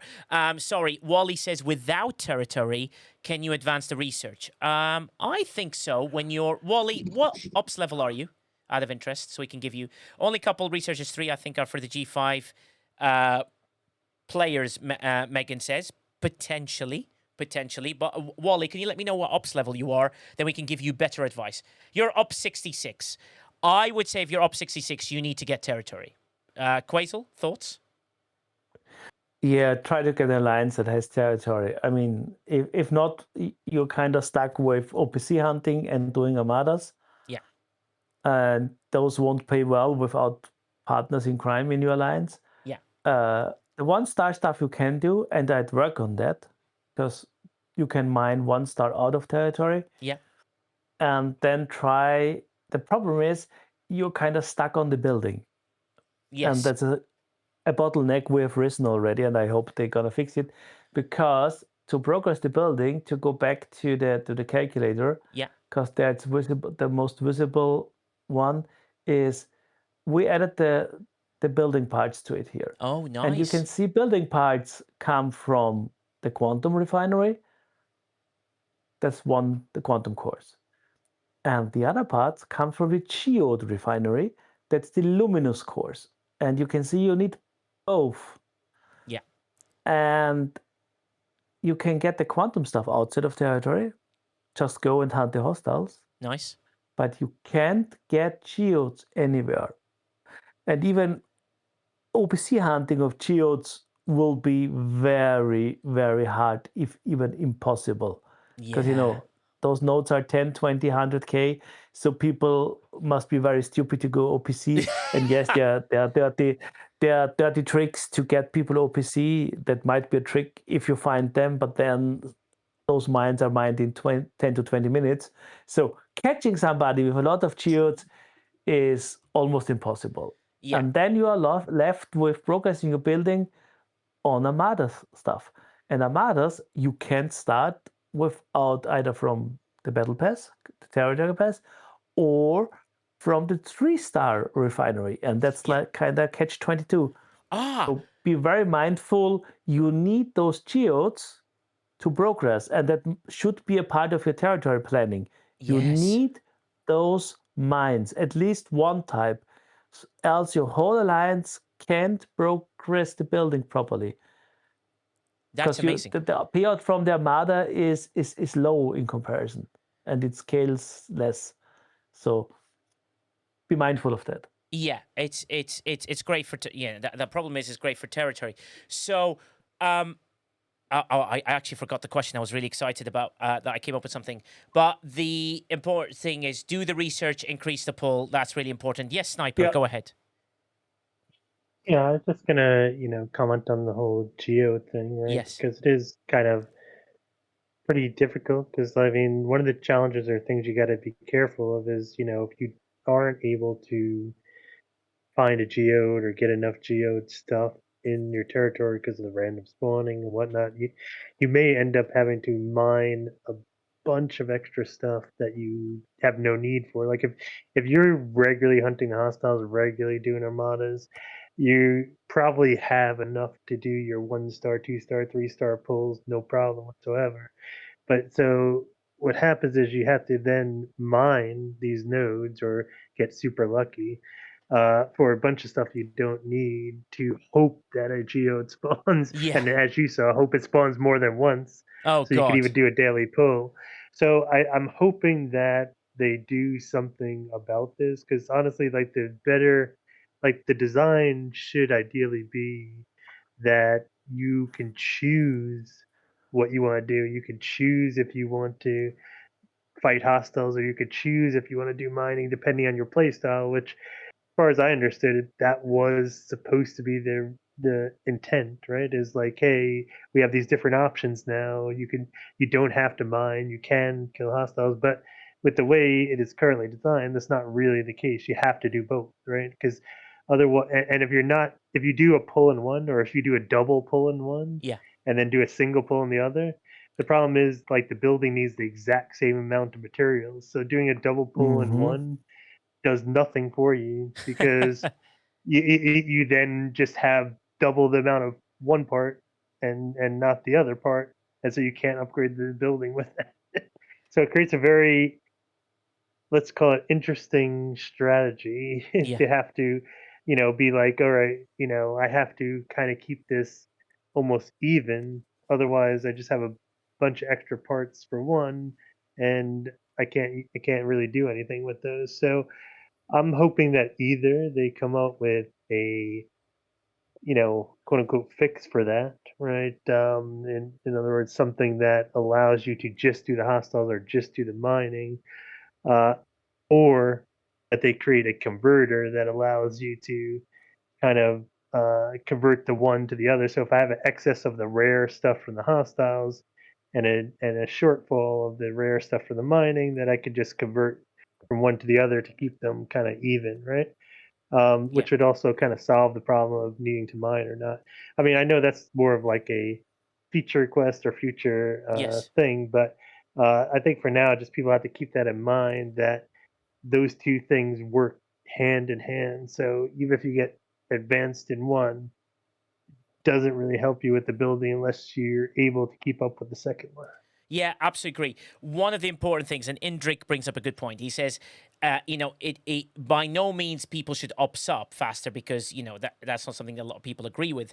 But people not to need to camp for a year now at a single ops level, because if there are people in his alliance who've told me that enough match resources to ops up 5 levels and build the next tier of the ship and tier it up, why sit? I think people should look at potentially going up in those things. But Geodes, Night Omen, thank you very much for following us here. Welcome into STFC Briefings. And that is something to be very wary of. The Rook says, for example, that the additional way they communicated, in quotation marks, it nearly made him delete the app. His ally is wonderful and worth staying, but the way they just tested him was that. And I think the communication could have been a little bit better. As it's designed to be super so it does not become what TC has become before. Cruzito, we're not talking about speeding up. No one's talking about speeding up. What we're talking about is minor acquisitions of geode parts in maybe hostiles, right, Quasel? So if some hostiles dropped a little bit of stuff, and allowed some of the lower players who can hit high enough to be able to open up that chest, and that chest available to them. Also, I have a question for you, Ghost Pepper. In your battle pass now, in your TC battle pass, which you are under the Ops 50 limit, do you have Armada starts? No. In the free track? You should No, do. but I'm double checking. Hold Yeah, on. double check. Because if you do, and you can still start Armadas, what do you do with the loot from that? That is a question. Yes, geodes in hostiles. Yes. Exactly, Moosey. That's what I'm hoping for. Just a little bit, Crisito. Not anything that speeds it up. Just to give people another in the territory battle pass. No, we don't. Okay, that's good. Nope. Or maybe a conversion from Isogenet 1 into... Because the advertisement they did, it was like, choose your path to mining, to hostiles, to whatever. Exactly. And the design kind of doesn't deliver on it. Because No. you need to do all three of it. Yes. But if you could kind of say we can convert from Isogenite 1 into red stuff, or 2 or 3, then kind of you could hunt the hostiles and then convert some of that into it. And then we're kind of almost there, because in the end you don't get the other part from mining, but you have at least the Armadas that give you the quantum scraps as well. True. So there's a little bit of choice then. Yeah, go ahead, Pepper. Oh no, I was gonna say there is no directives. All we mainly have are more territory particles. Okay, territory particles. And no, Crisito, I'm not asking for that. Now, bear in mind, they can only build the building at 61 plus. When can you kill the hostiles? 61 plus. I think those hostiles should have geodes drops at 61, so that people can get in a little bit and have a minor kickstart to it.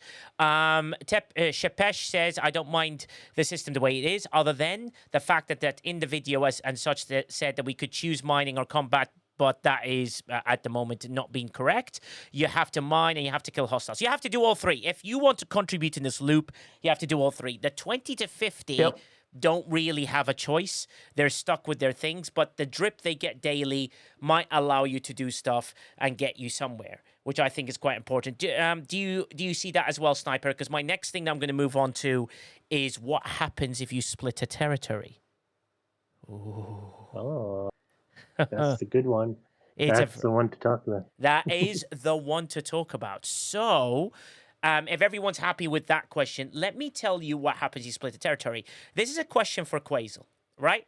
And Shockwave Prime. So you go, like, look at the territories here. Now, DGAF are going to get this, which is amazing. So when DGAF get the 4-star here, quota, can someone answer me this question? So look what they have. They have a 2-star, 3-star, and a 1-star, right?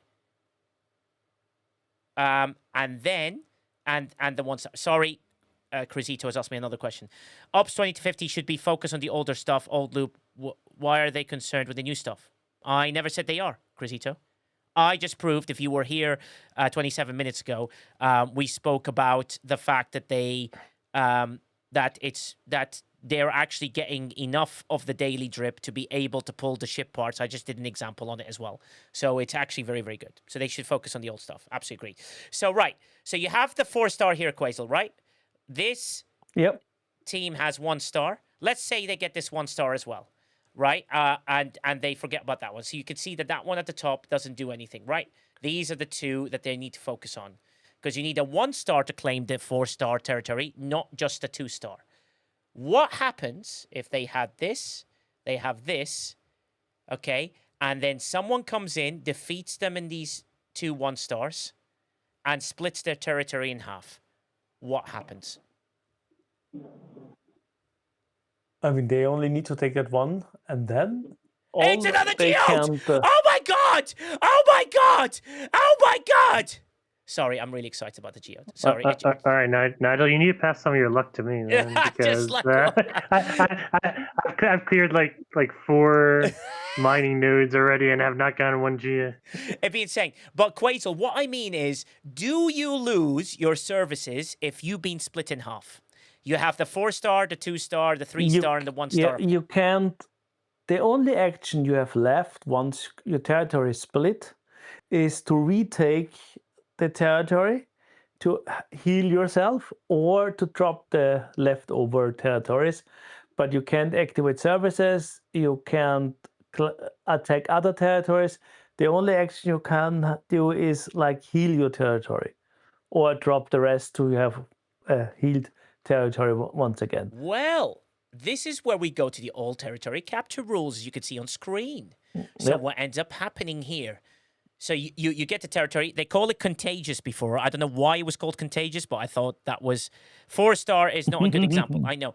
But what it means is, what I'm trying to show Wally is what happens when your alliance territory is no longer contagious. I'm really sorry. Did you get a TC? Do you need to blow your nose? Are you going to be okay? Yeah. What ends up happening? It means that you cannot, this still implies, and who asked for points earlier? Being present in zone 1 is for 1 point. Occupying a capture node is 4 points, right? It's still the same, 3 for a node, 1 for being present in the system. Each ship you have in the zone will score points. If you have 2 ships in the zone, you'll score 12 points. Every ship's docked at home will not score any takeover points. This is incorrect. By the way, it still scores. The alliance with the highest points in that zone, end of takeover, captures it. But what happens when you split? You still rejoin your takeovers for free. Yep. You still do. So you don't lose that, number 1. Number 2, you can't reinitiate any of your services in any of your system. That includes if you only had the 1-star only, right? As well. So imagine you had a 1-star attached to a 2-star and then attached to a 3-star, but then you've been split in half. So for example, as we go to Quazel's screen, right, you can see that someone took this. Quazel shows that he's got FrameTed and Nugeron. If you remove FrameTed from there, what ends up happening? You're split in half. Put it on advanced expert mode so you can do that. Yeah. Yeah. Click on that. There we go. So click remove FrameTed. And then that's it. What ends up happening here, Quazel? It means that you can't, and you've got Insulan. Let's assume you got Insulan, which is slightly at the top. You have a 1-star, Insulan. So your 1-star is technically not attached to anything. No, you can. Well, you could have had. That's true, yeah. Yeah, do you see what I mean? I'm trying to show people reasons, and I'm going to tell you exactly what happens here, which I think is important. Insulan, and let's say you got Vantar. So click on that, which is slightly next to it. And now you're attached, right? But you're still split. What does that mean? Does anyone know what that means? I mean, that can't happen because you have 5 territories. And if you can't have gotten that one once you have split. So, yeah. But lose Horjost underneath it. So okay, yeah, that works. Yeah. There we go. So you lost FrameTed, right? The alliance below you has split you in half. Do you think you can initiate any of Insulan, Vantar, or Neymar's things? Because technically they're attached, but Quota isn't. No, you shouldn't be able to activate any because those are split. At least that's how I know the rules. Yeah, unless they change something. Now, let's go to the rules. I'm going to do this one step at a time because this is good. This is good learning here, right? And MJ Hat is running 70s right now, which is amazing. Yeah, don't worry about the white screen because that is what they've got as that. So, what it says here, the highlighted alliance owns a contagious territory. Oh, you're contagious, are you? Composed of 5 zones. The highlighted territory no longer is contagious because it's been split. The previous highlighted alliance can only join takeovers in the 2 highlighted zones because the alliance that owns not, and there's no zone here, right? That's the split. Look at that big split there. What does that mean?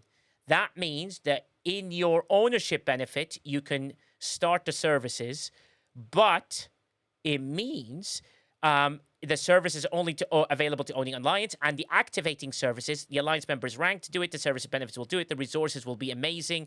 This is how you refine, this is all old, and you get to deep space. It means that you cannot initiate anything in the 4-star only. Do you see what I mean? So you look at Quazel's thing, Insulan, Vantar, Neymar, give you a split safe, which means you can run those. So what do you do to try and take over from an alliance there, Quazel? You go further up, and you have to take Insulan away from them, force them to not have a 1-star. The key to initiating services is having 1-star. Since there is no 1-star attached to Quota. That's not true. You don't need a 1-star to initiate services. because we had territories without 1-stars, because you can move on and like do stuff like this, and you won't own 1-star, and Yeah. that You only works need the too. 1-star to get on the map. You'll need the 1-star to You get need on the the map. 1-star to go on the map, and the second rule is your territories must be connected by warp paths, and that's why stuff like this here works. Yes. So I would need to check, because it's been ages that we had a split territory. I mean, it almost never happens. If you really can activate in the bigger part of it, that would be Monocle. Just wait. I'm doing this on purpose, Monocle. Remember when I say I played the dumb? Just there's a reason why I'm saying it like this. Yeah, just bear with me, buddy, because I want people to explain and understand. And Ostis, it'll all make sense in a second. So, can you, Quasel, initiate those services now in the setup you have? Yes. Cool. In the What current does setup, you quota can. say for you to get it? In game, let me check. I don't know. So in what game, the I'll show text you. is. I'll show you while we're here. So I am in game. For you to get quota, right? So you want to get quota. Let's go to quota. So what does it take to initiate this? So to get quota in game, right? Takeover rules. What do I need to do? I need to get one zone. Sorry, to join takeover. So I need one tier 1 zone and be in a takeover to take this over, right? You see where I'm going with this? Though. But there's now an or in it. Read the sentence against Nigel. Zone is tier 1 or connected to alliance territory. Exactly. Wait for it. I was trying to get to a point, but you didn't allow me to get there. And the key thing of that, which means that yes, if you had this, let me put the default name in. If you had Nujurod Beta, you can do it, and that means you're connected in some way. So that means Quasel's map now makes more sense. Do you guys understand? Or connected to your territory, Albatron. Exactly.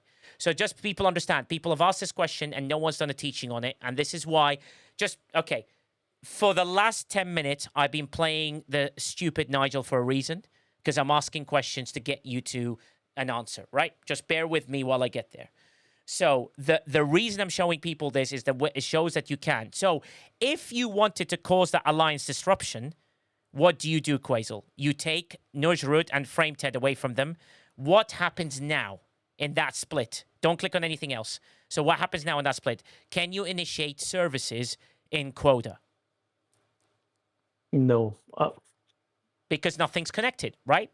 But you'll still join defense for free, which means it doesn't cost you anything extra, and you don't lose the territory, correct? If you successfully defend it, you don't lose the territory, but quota, you can't initiate services. But can you initiate services in Namur, Vantar, or Horjost? I was under the impression no, but what you read beforehand sounded like you could, but no, you're absolutely right. I don't think that's true. So the moment, let's say you lost Frameted in Salan, and then you got Kelfiski, right? Because you needed a 1-star urgently just to keep yourself going, which is the one right next to them, right next to Vantar. So you can't get that one, because once you split, you would need to drop that to take that. Yeah. But you can't take new territory, only those that would heal your territory. Well done. So either Frameted or Nujrod. So what you do is, how do you defeat someone in a 4-star territory? You take the 2 1-stars. No, genuinely, I'm trying to show people that everyone's like, oh, but their bases are in there and they're basically set up and it's impossible to take it away from them. There is a way. So alliance leaders. Yeah, but that works too. yeah, that works very well too. You have taken away their 1-star. You need to take away, depending where they're sitting, of course. I know. Yeah, but what I'm trying to show people is those are the questions I got asked, and I've just got them on the list, and I'm asking them. So, no, JK, I'm not planning anything. DGAF are allies of mine. I would never even attempt to go one-on-one. If it was Flossie, I'd give it a proper go, and I'd just annoy her and just continuously attack her non-stop because it would be fun. I do not want to annoy Evo because, well, He kind of scares me as a person. He's really terrifying. I think the wording I use is you have to take away their territory that connects them to quota. Exactly, Monocle. There you go. So Flossie, I'd go after you. So just so everyone understands, that's a very good teaching so that you can initiate services once you have a 1-star. It's a way to disconnect an alliance. They would call Evo in. Of course they would, Maflat, and there's no way I'd do that to them. Getting closer to the 76 rare, Nigel. Oh, God, Flossie's going miles away. Do you have any plans, Nigel, with Framed Head? No. Coffin House is the leader of DCAF. I would never do that. Is our new territory plan, Quasel. That's what Dark Phoenix says. But what I'm trying to show people is to make them understand. I have had loads of DMs from loads of wonderful players that ask that question. I want to show you plain simple what that means. And I was deliberately playing stupid so that people can say, no, Nigel, you're wrong. This is how you do it, right? And that's important to figure out. So you can't initiate services right now. You suddenly are urgently trying to find a 1-star connected, but you can't because you've split the alliance in half. So alliances, you suddenly, if you want the 4-star, you're going to have to defend the 2 1-stars like to death. Because if you lose one of them, it's fine. You lose both of them, you are screwed big time. And that unless is you are us. Yeah. And that is important thing, unless you go back down and try and reconnect it again and defend 4-star. Does that make sense to people? Any questions regarding that? Do the services that are active remain active until they... Yes. So, Albatron, great question. The service you have active will continue being active until your next takeover happens, and let's say it's still not connected, and you successfully defend it, you now can't reinitiate the quota services if there is a gap in the middle. It's a bit irrelevant, though, because I'd get quota. Higher likely you would be able to take the 1-star from them if they hold quota. Well, Galileo, JK will tell you this. There was a historical moment that happened on our server age and age ago. I used to be part of an alliance that was different, and we took a territory of the biggest players possible with only 30 members and shocked them because we took a 1-star and split their alliance in half. It happened. I did it. And it was with my team, we did it. And we were like the rogue people. We came in and they were so shocked because they were not used to having an attack. And it was DNA. Remember DNA, JK? So DNA, and we took it off them and they were like, "What? Who are these tiny little players that absolutely took this away from us?" And we caused them havoc. Wally says, it had it happen to me and split the territory. Exactly. So now people understand this is something no one really shows because no one really wants to show you to try it. So I wouldn't ask Coffin House and Decaf, oh, by the way, do you mind dropping the 2 1-stars for me so I can show it on stream? She would swear at me, and she is a very terrifying person. That was great. Yeah, exactly, Coffin. You're the one who asked me. Does that make sense now? So now that Coffin knows that as well. Great German player as well, Quasel. Yep, RBL was in DNA. I know, JK. JK, when are you joining us, by the way, buddy? Come on. I need you. I need you in here. Come on. But that's important to people to figure out. So that is the tactic. Aldo Hafer and DGAF now. Yeah, because Coffin House just lets everybody in. Don't you, Coffin? And that is cool. But that is really important for people to remember in this. Does that make sense? Go ahead, Shockwave. And I just want to reiterate, because you did say it, but just to reiterate. Of course. So yesterday on my server, yes, we helped one of our allies take Anzat. And Anzat was occupied by another alliance who we've been in a war with. Well, they had the lower Anzat, or every territory below Anzat, connected with each other. So we just took Anzat. So those 3 territories are still active. Yes. Because they still are connected to each other. Yes. So what you can do, what it is a good way to do, is lower an alliance's morale, or to have them maybe second guess certain positions that they might have that's causing conflict on your server. Yes. So the goal isn't always to render them to where they're not getting services. The goal can be more psychological as well. This is where part of the game really comes into play as being a strategy game. Exactly. Because just because you don't inhibit an alliance's way to get services, well, if they have a 2-star alliance and I looked at some of the services available in ANZAT. They seemed pretty useful. We stopped them from being able to use those services. So it's a little bit more psychological, and we have inhibited their strategy by denying those services in ANZAT. Yeah, exactly. And that is really important to do that. I know, Quazel. I was looking at, what's he talking about? NZAT, is he making up a territory name? And then you found it. Thank you, Quazel. I was like, has he gone drunk again? And he just coming, NZAT. And I'm like, what? What are you talking about? Settle down, Mr. Oat Cortado. All right? I don't want to hear it. By the way, I sent Quazel a photo of my oat cortado today. It looked nice in it. I had a small little biscuit on the side as well. Really cute biscuit. Yeah. You know what I mean? And Quazel did not respond to it in any way because he's busy doing 27 streams, telling people all I was the stuff. busy educating people. It's my I have to give Quazel credit. He gave me a good crew to use on the Origin hostiles because those things hit hard, man. And as of right now, because Scopely as of right now isn't working on that opportunity, that identifiable opportunity of helping us source the officers better. Yes. Since, I don't have any of I've almost got Academy Doctor to Tier 3 for God's sake, but when we talk about, these first week officers, like any of the Spocks, don't have those yet. And it can be hard to go in there and hit those hostiles. So Quazel did help me with that. Yeah. So as much as I give him a hard way, he did help with that. So I've got to give him I've got to give him an attaboy. No, Quazel's awesome. What he does for the community is honestly... Settle down. No. We don't use the A word. No. I use the A word. He goes around spreading the Quazels, and that's not okay. But he does help out every now and then. Okay, second question from Albatron. He goes, you can only take territory that can heal your whole territory. If someone takes two territories that are further split, you are forced to drop one section to continue. So if there is no one territory takeover, that rejoins to one. Quazel. So show them the example. You can heal. Yeah, he can heal.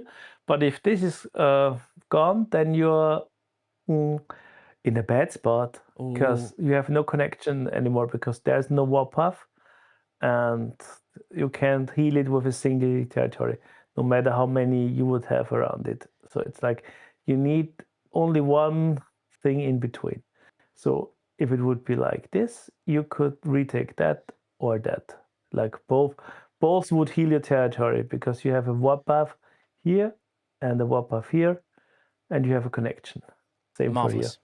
So that gives you that, and that makes it important for you to do that. So what we do, so just to recap, we've spoken about what you need for territories. We've done the Armada loot, which shows you can get loads of loot and how you run them, to the point where MJ Hat is running some right now. MJ Hat, how is it going with your runs?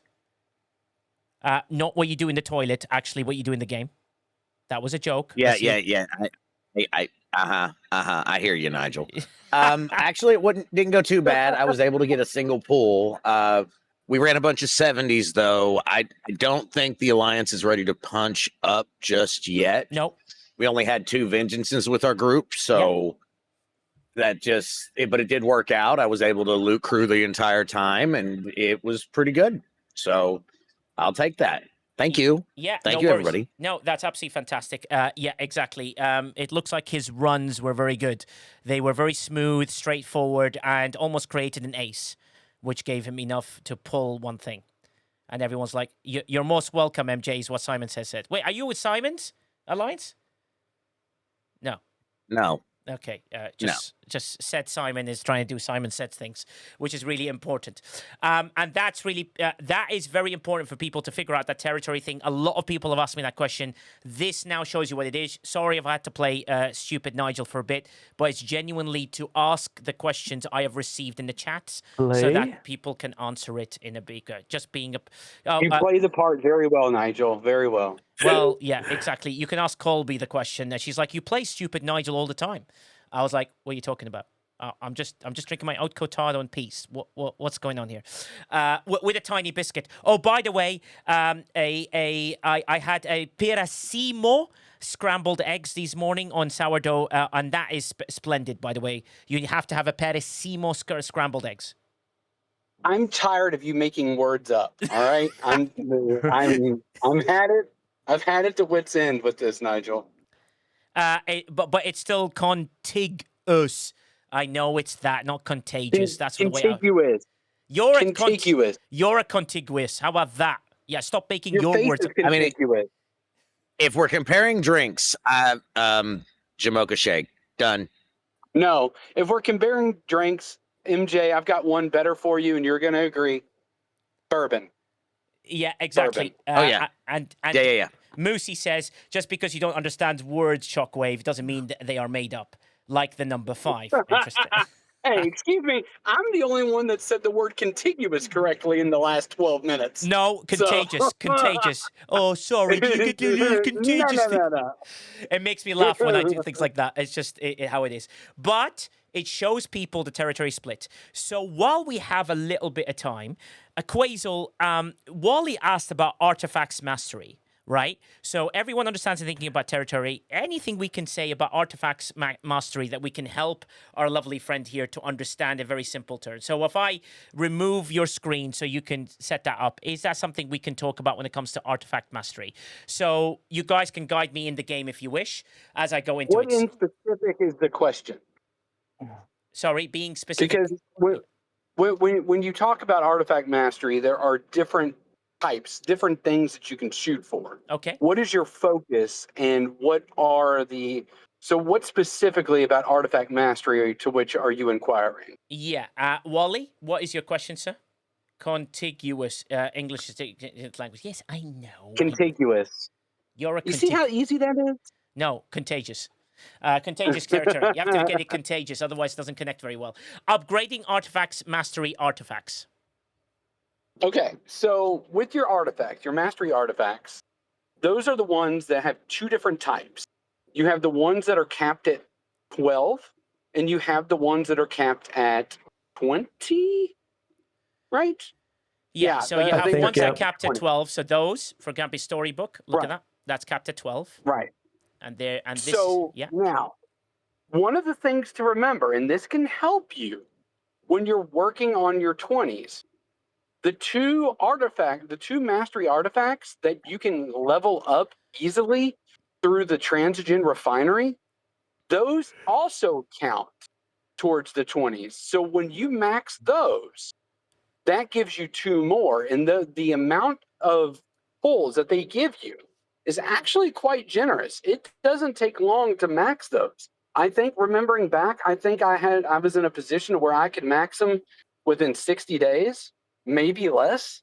So you do get quite a bit between that and the token that they give you, the rare token to help you get extra pulls through the Transigen refinery.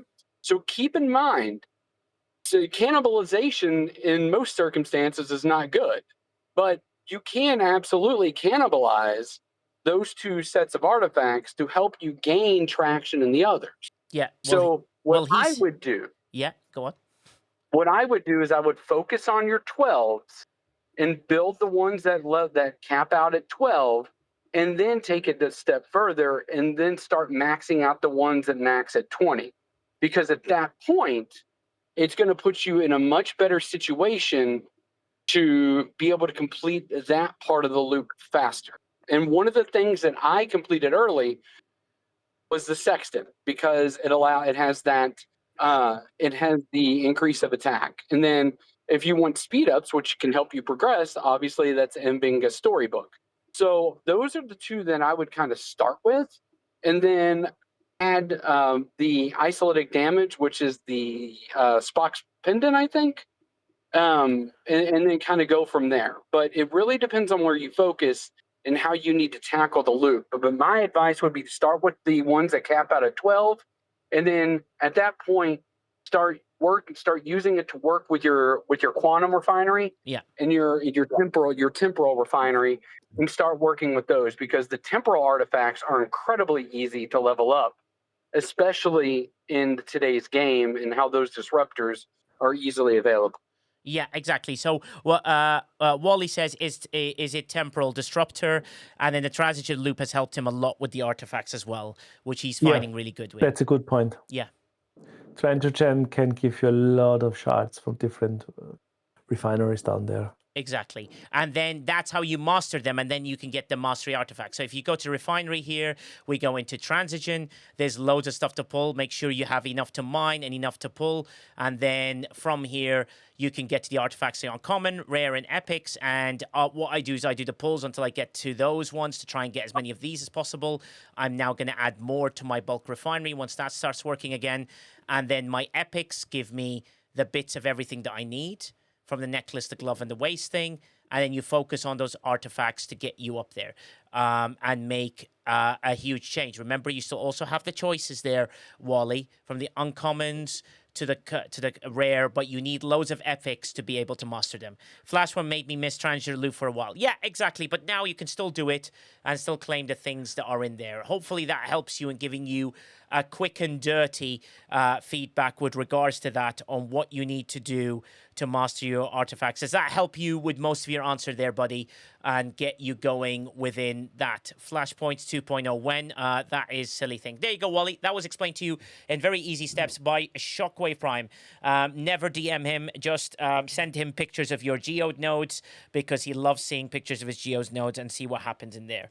I love seeing people's geodes. It's so great. Oh man. Yeah, exactly. Love seeing geodes. But artifacts are really important, because artifacts people with the 20 to 50s need to focus on and make it a really important thing to sort of add on. And I think that's really cool. But I hope that shows you that we got you guys there in a very good way. I hope you enjoyed also the territory discussion, which I think was quite fun to do, showing you what you do with a split, maybe making a decision. Ghost Pepper, I hope your alliance doesn't have crazy ideas, because I can see your mind whirring in the background.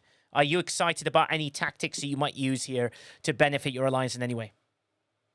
Well, I mean, it's something I've done in the past and have had done to me, but I am not going to do that for the 4-star. However, I don't know. There's going to be some shifting happening anyway, so I might be changing up some tactics. So. Oh, hello! A little tactical. Rather than playing the diplomacy card, she went for the listen to what I can do, because anything can happen, because I'm going to take this bitch down. That's exactly what's going to go on, which I think is very, very good. But at the end, does that, now that you've seen all the updates, so I'd love to get a lower ops update with this.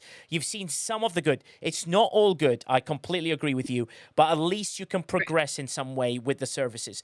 Are you in your alliance looking at initiating a lot of the services, or are you guys being quite cautious in what you do?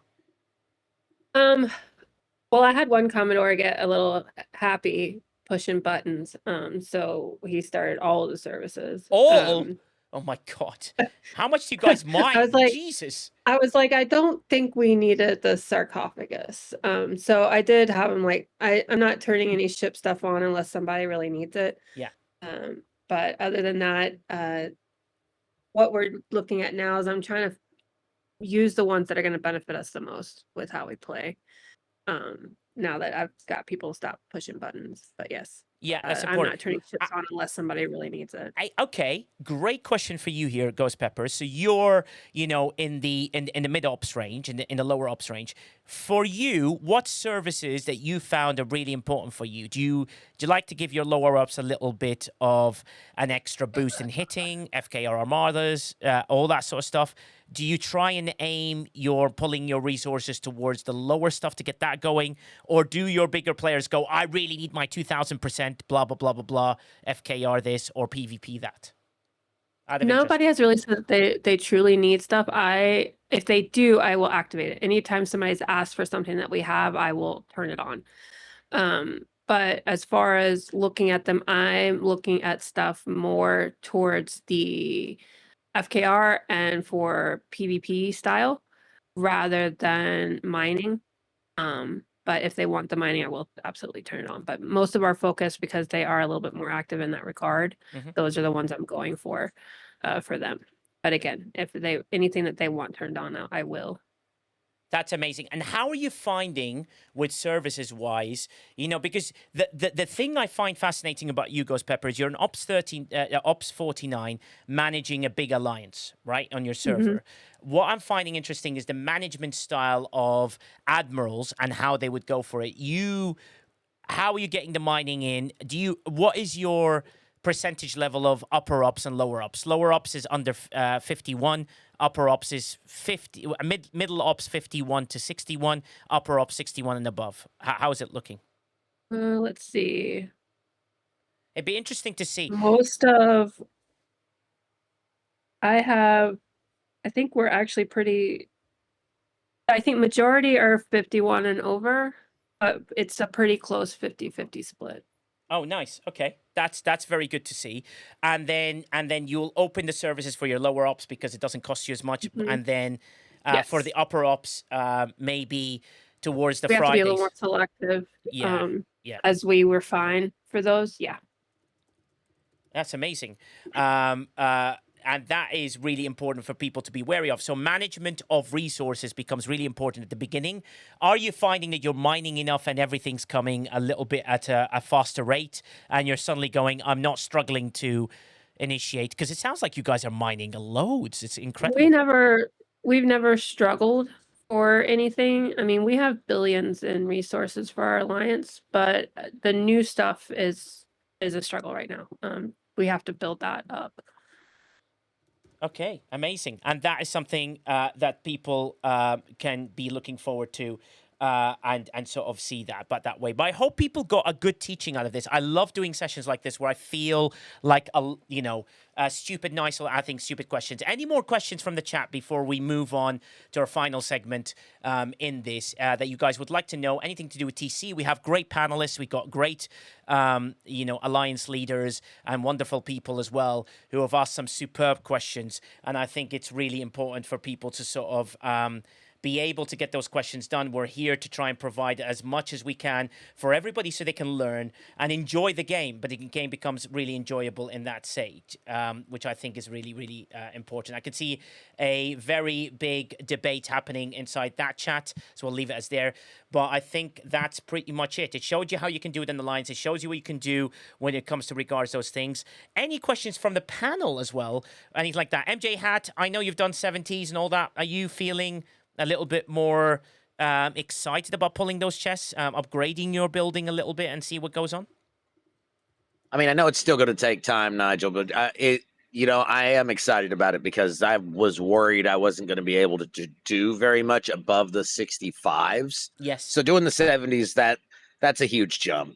Maybe sooner or later we can do the 75s, just when somebody gets an uncommon. But what does it tell you? It tells you that if you ask and you do, people will join. And that is important. Yeah. So it just shows the community are there for each other, which I think is fantastic. And any particular officers to speed up isogenite mining? A great question. Quasel, have you got anything you can tell people about, not specifically isogenite, just mining officers? And then we'll move on to our last segment. Anything, Quasel, you can show? Yeah, I mean, depending on your account, it's like CTs and FTs can give you a boost, like the whip. Way more than a new officer can. Yeah, okay. And especially talking G6 and up, it's like you have a lot of mining speed. Yeah, so officers Don't with worry mining too much about it. Yeah, with mining speed, not specific mining, not crystal ore. Yeah. Yeah, it's like the mining Ferengi. Oh, sorry, Quasel. Sorry. The Ferengis. Yeah, who can answer it? Ferengi, 1 of 11. 10 of 11. It's getting mining late. triple, yeah, 10 of 11. Just call him the mighty mining triple. That's what everyone calls him. The triple, yeah. Yeah, the mining triple. So and those and are then, yeah, go on. And then Dixon too. Dixon Hill below deck makes a difference. Yeah, Dixon Hill. And that's really important. That's kind of your go-to. Yeah, exactly. Those are your go-to at the moment now. And that's the thing that keeps us going. Thank you to Time. If you need anything else, please come and join our Discord. We've got loads of people here. And that is really important to come and join and learn. And there's loads of people here that are willing to help. We want to get as many people as we can on our Discord. If you can get more people to follow the channel, that would be absolutely amazing. Do we have Dixon Hill sourcing somewhere? Yes, he comes from one of the chests, if I believe, one of those convoluted chests with about 60 million people. I know it's old content, New 61 Academy, level 20. I cannot crop a training drone. Relativity 1.6 billion is the loudest ship. Michelle, come into our Discord. We've got like McShiz and people like that who've got who are relativity specialists. So come and jump your question into the Academy Hostile section. Shiz, I'm sure, will help you out with things like that, which I think is a better way to do it. And we can do that. I will do a little teaching on how to do a catch-up loop next week, on how to come back and make the comeback right now. And Quazel's showing officer lists as well. Can we get better sourcing than 1 in a million chess? Forgotten Sec? Absolutely agree. And I think that's the way. So Exchange Point Discord, I suppose the Discord, and you can get into our Discord and do that one. And while we do that, I think that we have reached the end of this teaching. And hey, let's move on to marbles, which I think would be very, very big to do. Thank you very much for the panel. That was absolutely superb. We are in marbles now, and let's give away some stuff as a nice thank you for everybody to come in and joined in there. We have drops initiated, so if you do stay with marble, exclamation point play. Let's win an STFC Briefings mug. That is really important. Come on in, people. Come on in. Remember, 50 bits or more to cause some havoc, 100 bits or more to do havoc for 10 people plus. Everything as always, that we raise here always goes to charity. And bear in mind, this is only raised by STFCbriefings.com. This is not raised in cooperation with any other thing out there. I hope that is very clear. I've never said it does, and it doesn't. So anything out there, this is just STFCbriefings.com. Guiding the people to what it is. So exclamation point play, don't miss out. It's our chance to win a mug. Loads of choices in the store, loads of different things, all made by STFC Briefings. Loads of options in there to have a look and see what you like. There's some really fun stuff. There's even I'm Such a Sheet.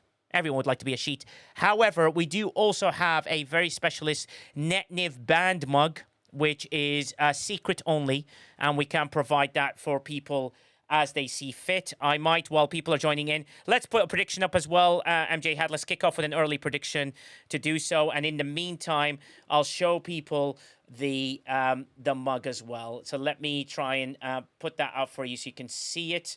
Let me bring that up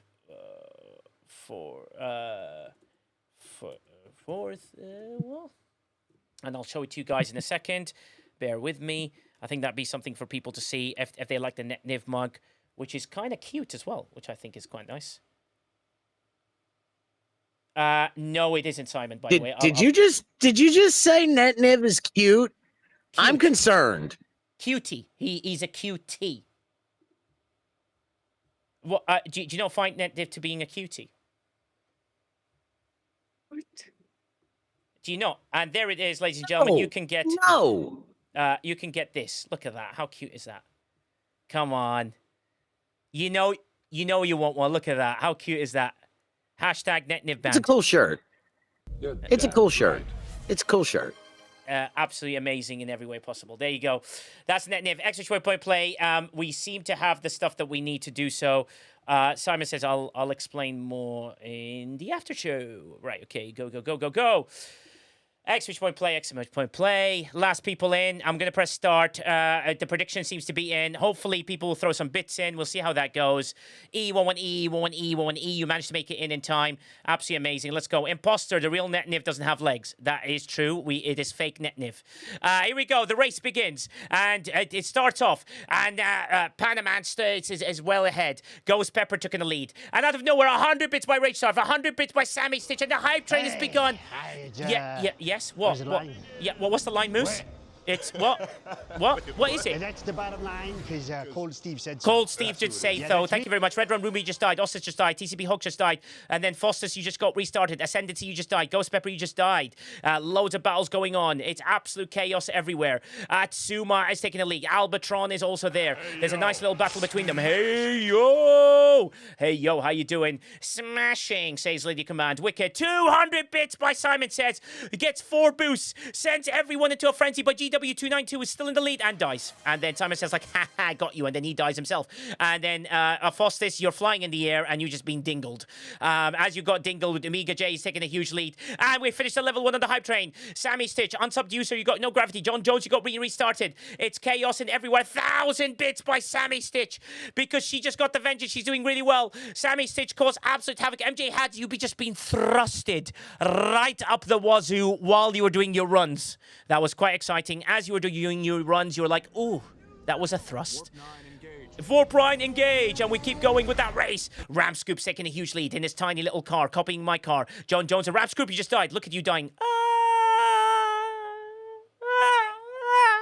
He just died in that way. John Jones, you've got a chance here. Work it there. Whoa, MJ just got thrusted with the runs. Yeah, he did. It'd be amazing. Now, don't let me try and do like Juicy Tao, by the way. He was absolutely amazing. I love Juicy Tao, isn't he? I am the greatest potato of all time. This is the best thing I've ever seen. CDBTU's in the lead. CDBTU's got a chance here. CDBTU, don't. Ooh, the bomb didn't go off. CDBTU's got a chance here. He's got to win this. CDB, you can't miss now. You can't possibly miss, CDB. You just got to go. Oh, you're going the wrong way. Well, that's a shame. Flossie's still got a chance. Flossie can't keep winning. Flossie wins once every month. Flossie has never done... Flossie, you just jumped over the thing. Flossie jumped over the thing. And same with Brightosh. No one's going in there. Sad CDBTU just failed as well. Lord Scarron just failed as well. Why are you not going through the hoop? Sammy, go through the hoop. Sammy wins! Well deserved. Love Sammy. Congratulations, Sammy. You got your vengeance and your mug from STFCbriefings.com. If you want the NIV Band mug, that is also available in secret status if you wish to have it. Kelper, you got there. Tatime, you got there. Lady Patu, you got there. McShiz, you finished 5th, which is quite a surprise. And remember, we got a prediction. MJ had that 5th place is crossed. So now the people are 10th. They're like, oh dear. But it's only 9 people able to finish. So they can't even go any deeper than that. Oh no, only 8 people can finish that. Alison Romuland, Omega J, and we have MJ Hat. Sammy Stitch, you know what to do. DM me in Discord. 5 finishers, MJ Hat. Oh dear, that is tight, isn't it?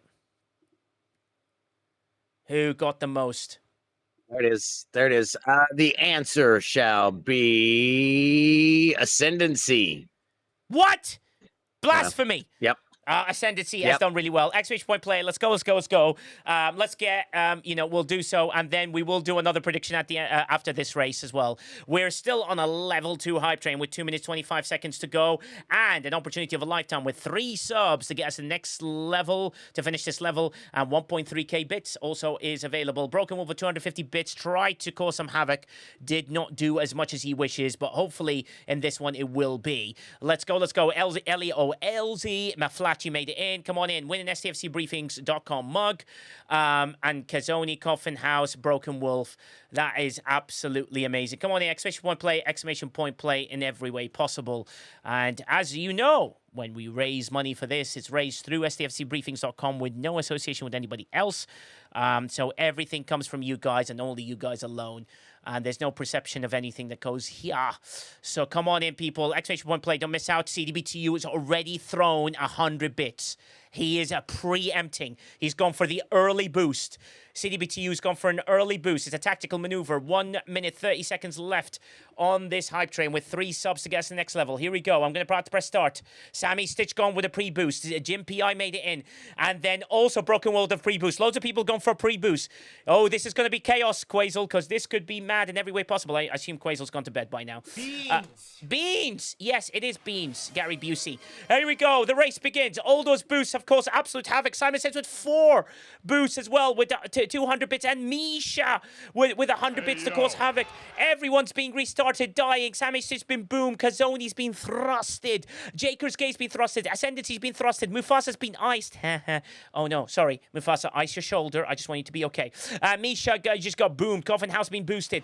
August Valkyrie, you got a boost to 100 bits to throw the boosts in. It keeps us going in every way possible. That is one of those things. Lord of Scarron, Macroscon, TCB Hawks, Megan Rayleigh, To Time, Dundish, Tacos Chemtech, you just died.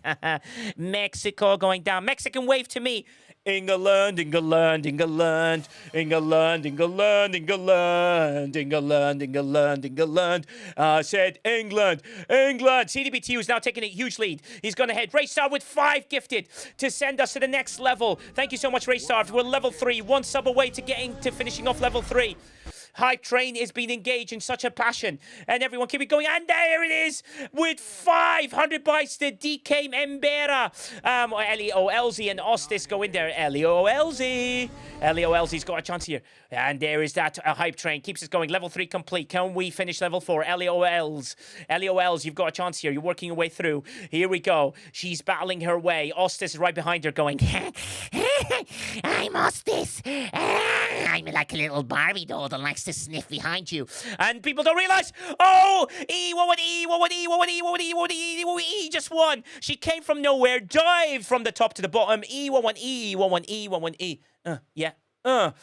Nicolta Zane, congratulations on finishing third. Goovy there. E11E. You are the winner of an STFC Briefings.com mug. You can choose the NetNiv super secret mug if that helps, or I am a sheet mug. Because you can be a bit of a sheet sometimes. Albatron, you are ninth, which is quite interesting. Ellie, look at that cute little marble. That looks great. You know what to do. DM me on Discord. Roll faster. Yes, exactly. Roll faster.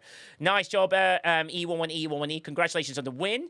Cottontail and Nicola Zane, 2 marble superstars going ahead. Let's get to the next race and we keep it going. And here we go. Exchange point play. Let's go.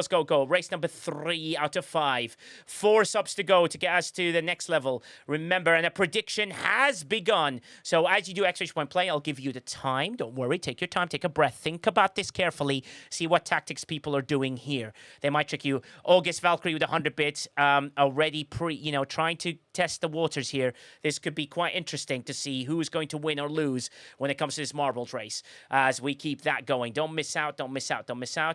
And that is a chance of a lifetime. E11E. You have made it in to try and make the double win and turn into a t-shirt, maybe. That could be something to aim for and would be unique to do so. Let's see what the predictions are and what people go for in every way. And that is absolutely amazing to keep it going. I will... So that is one of the things you guys got to keep going on. Here we go, X-Reach Boy Play. And that gets us to the next level. Thank you so much, Flossie, for the 4 gifted. Thank you so much for gifting 4 away. Gets us to the next level. Finishes level 4 complete. And now we're 6 subs away from finishing a level 5 or 2.9k bits. Everyone's done a prediction. Benton, well done. Welcome in. First-time chatter. X-Reach Point Play. Remember, you must be following the channel to be able to win. If you're not following, you can't win. All you got to do is press follow. It's free. Hello, Benton. Thank you very much. Just press the follow on the channel. Come and follow us, please. It's very nice to hear from you, buddy. Come on in. Brightosh. You managed to make it in last minute. Chad Bro Chilling is like, yo, dude, just trying to get the thing and trying to do that stuff. Tacos Chemtech is in there. Tacos said, why explosion? Tacos Chemtech take a huge lead. Tacos is still winning. Mexico. Goal. Mexico. Holy shit. Goal. Tacos aside. Moves it that way. August Valkyrie with 100 bits to send us there. Gary BC saying, holy shit. He doesn't realize what's going on, but he realizes the Lady Command's now in the lead. Evil XP, you just got to be boosted. Groovy, you just got to be boosted. Recited 1,000 bits by Sammy Stitch and sends everyone to a frenzy. She dingled multiple people. Hem Jadar, she thrusts it to Time. She thrusts it to Fostis. She swats GW. She restarted Thornston. And then she sends herself into a boom lead. And then Mad Hatter's got a chance. Look at that easy win at the end. This is an easy win. Poop, yeah. And 1,000 bits by Green Tea to get us really close.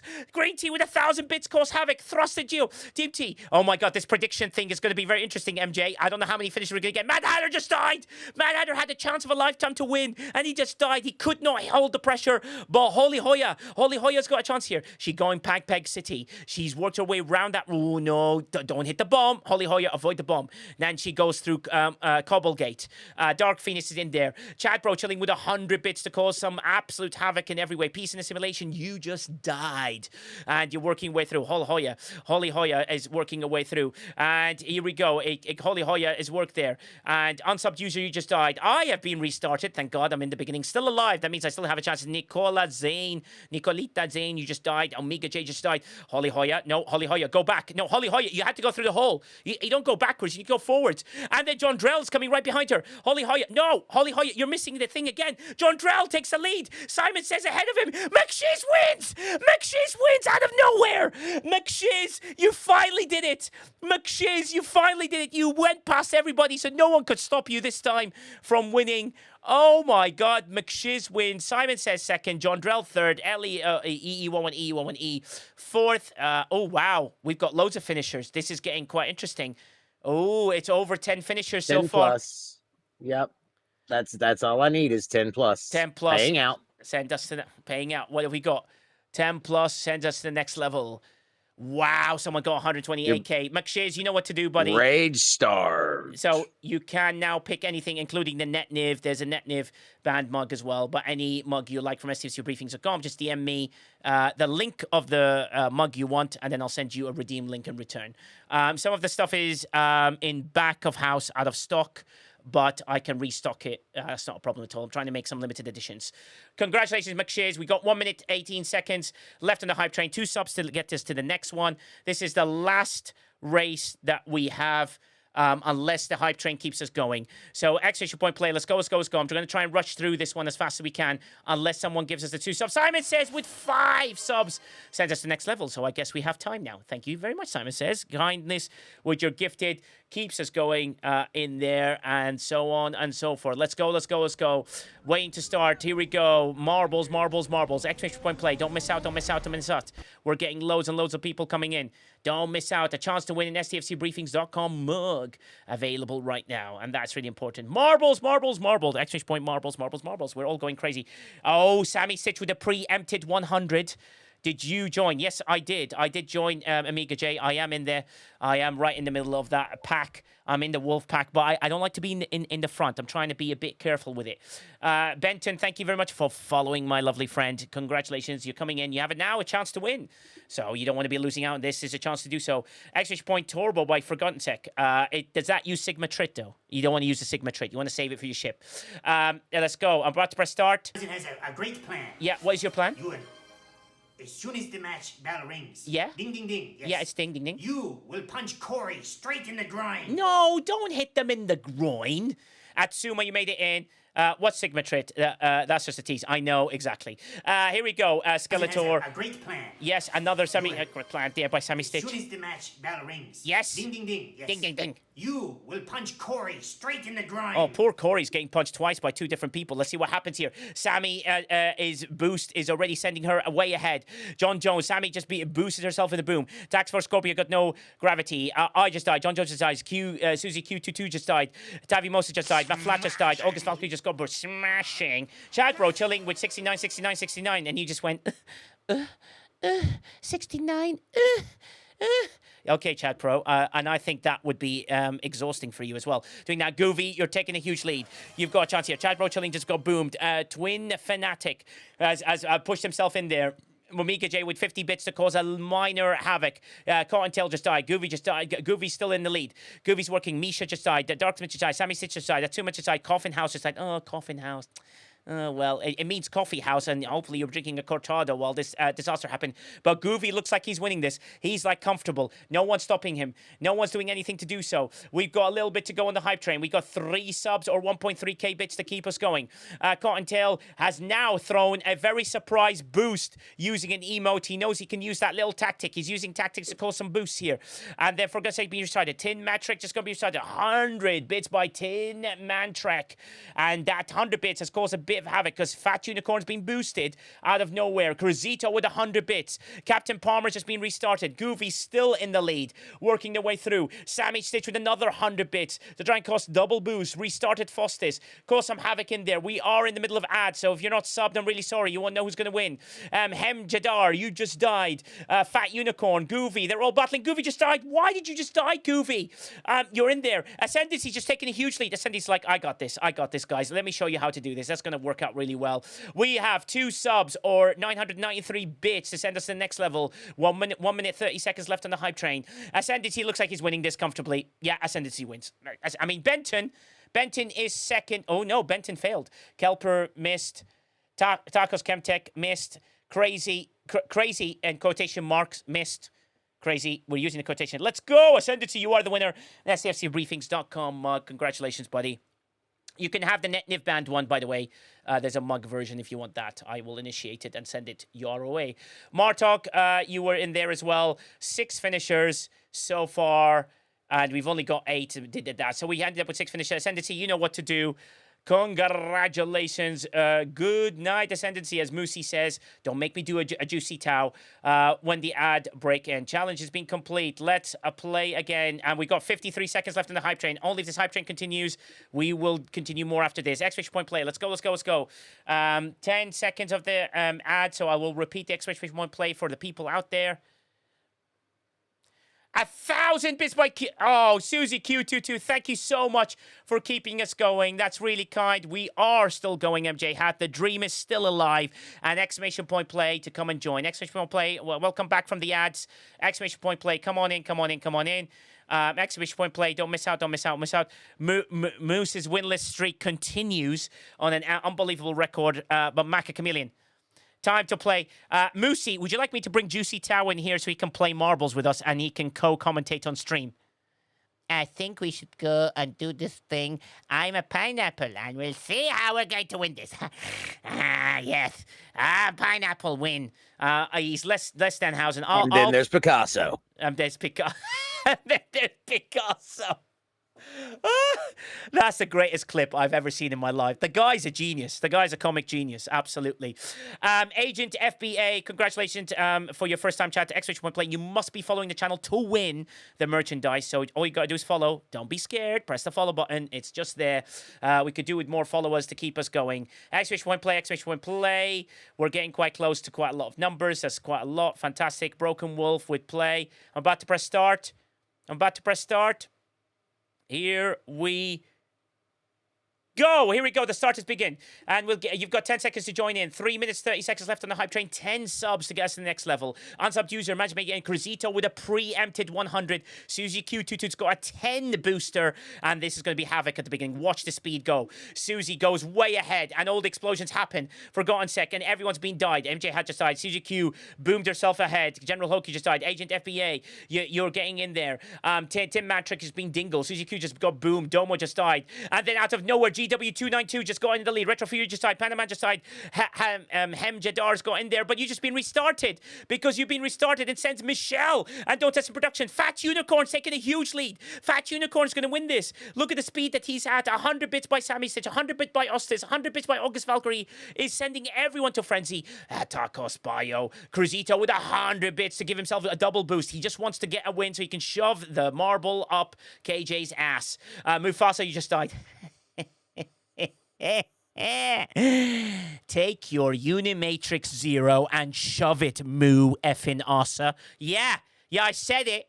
Take your Iron Mega Cube. See what happens? You get your wish. Yeah, whoa. Crazy's like, wait a minute, what's going on here? Crazy's like, oh, quotation marks, Crazy. Remember, in quotation marks, whoa. Fat Unicorn's in the lead. Misha just died. Oh, that's Mufasa and Misha gone. What a shame. Unimatrix Zero, though, you can spend loads of times doing Borg Armadas. Yeah, exactly. And you can do those forever. Shouldn't make me laugh when you laughed that my husband's marble died. I know, it's like, effing Asa just died. Simon said just died. Harry Beggar just died. I thought you were talking about Mufasa then, but I realized there was a guy called Harry Beggar. John Drell just died. Ellie Elsie just died. Benton, you just died. A death beyond deaths before anything. Fat Unicorn, looks like this is your win. All you have to do is go through the hole. No. You jumped above it. You need to go through the hole, not above the hole. Ballyboom and TJ Hooker. They're both battling between each other. TJ Hooker and Ballyboom. Someone's going to do something here. Cruzito's trying to stop them with some boost. Ballyboom. Oh my God, the flex of the thing. TJ Hooker still doesn't win. Alice and Romuland. Alice, you deserve a win here. Come on, Alice. Alice wins. Alice wins. Oh, Alice, it makes me so proud to be able to give you a mug from STFCbriefings.com. Alice, you already got me in DMs. Message me, find a link on any mug you like from STFCbriefings.com, and we will send you a redeem link for that one. You are very well deserved, Alice. It makes me so happy, Alice. So.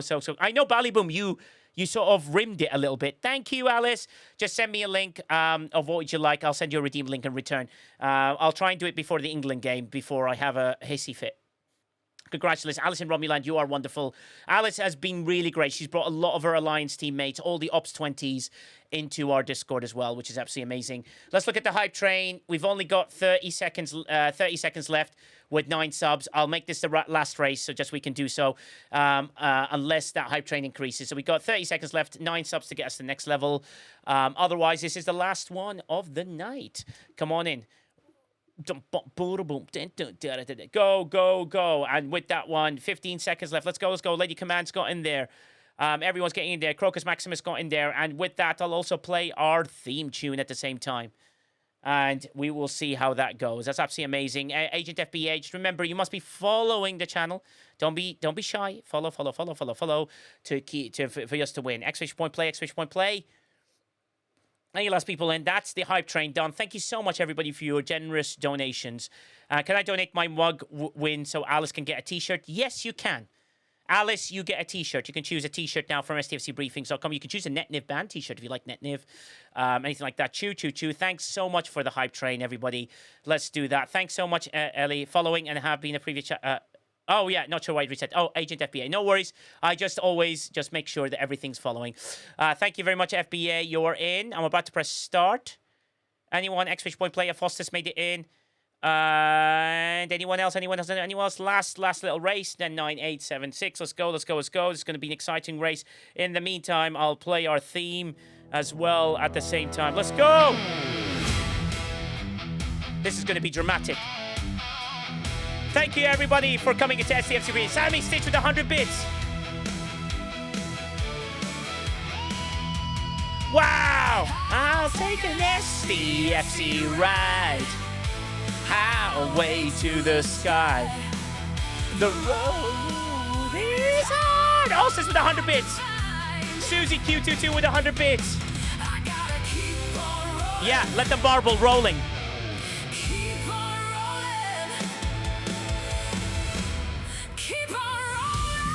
Come on, people. Ghost Pepper, hurry up. It's like watching you trying to up some. Oh, hush. Oh, TJ Hooker's up to the bottom. Hostiles and thunder. Sing it, Colby. What's on? Sammy sits with 100 bits. TJ Hooker's got a chance here. Faction, of course, has been dingled. Chad Bortelli, you just swapped with Omega J. TJ Hooker's going to win. No, he's not. He missed. Which means someone else has got a chance here. Lady Command. Road is hard to find. And KJ will never win. He'll never win. He will never win. Do you know what? Guitar solo time. MJ had take it with me.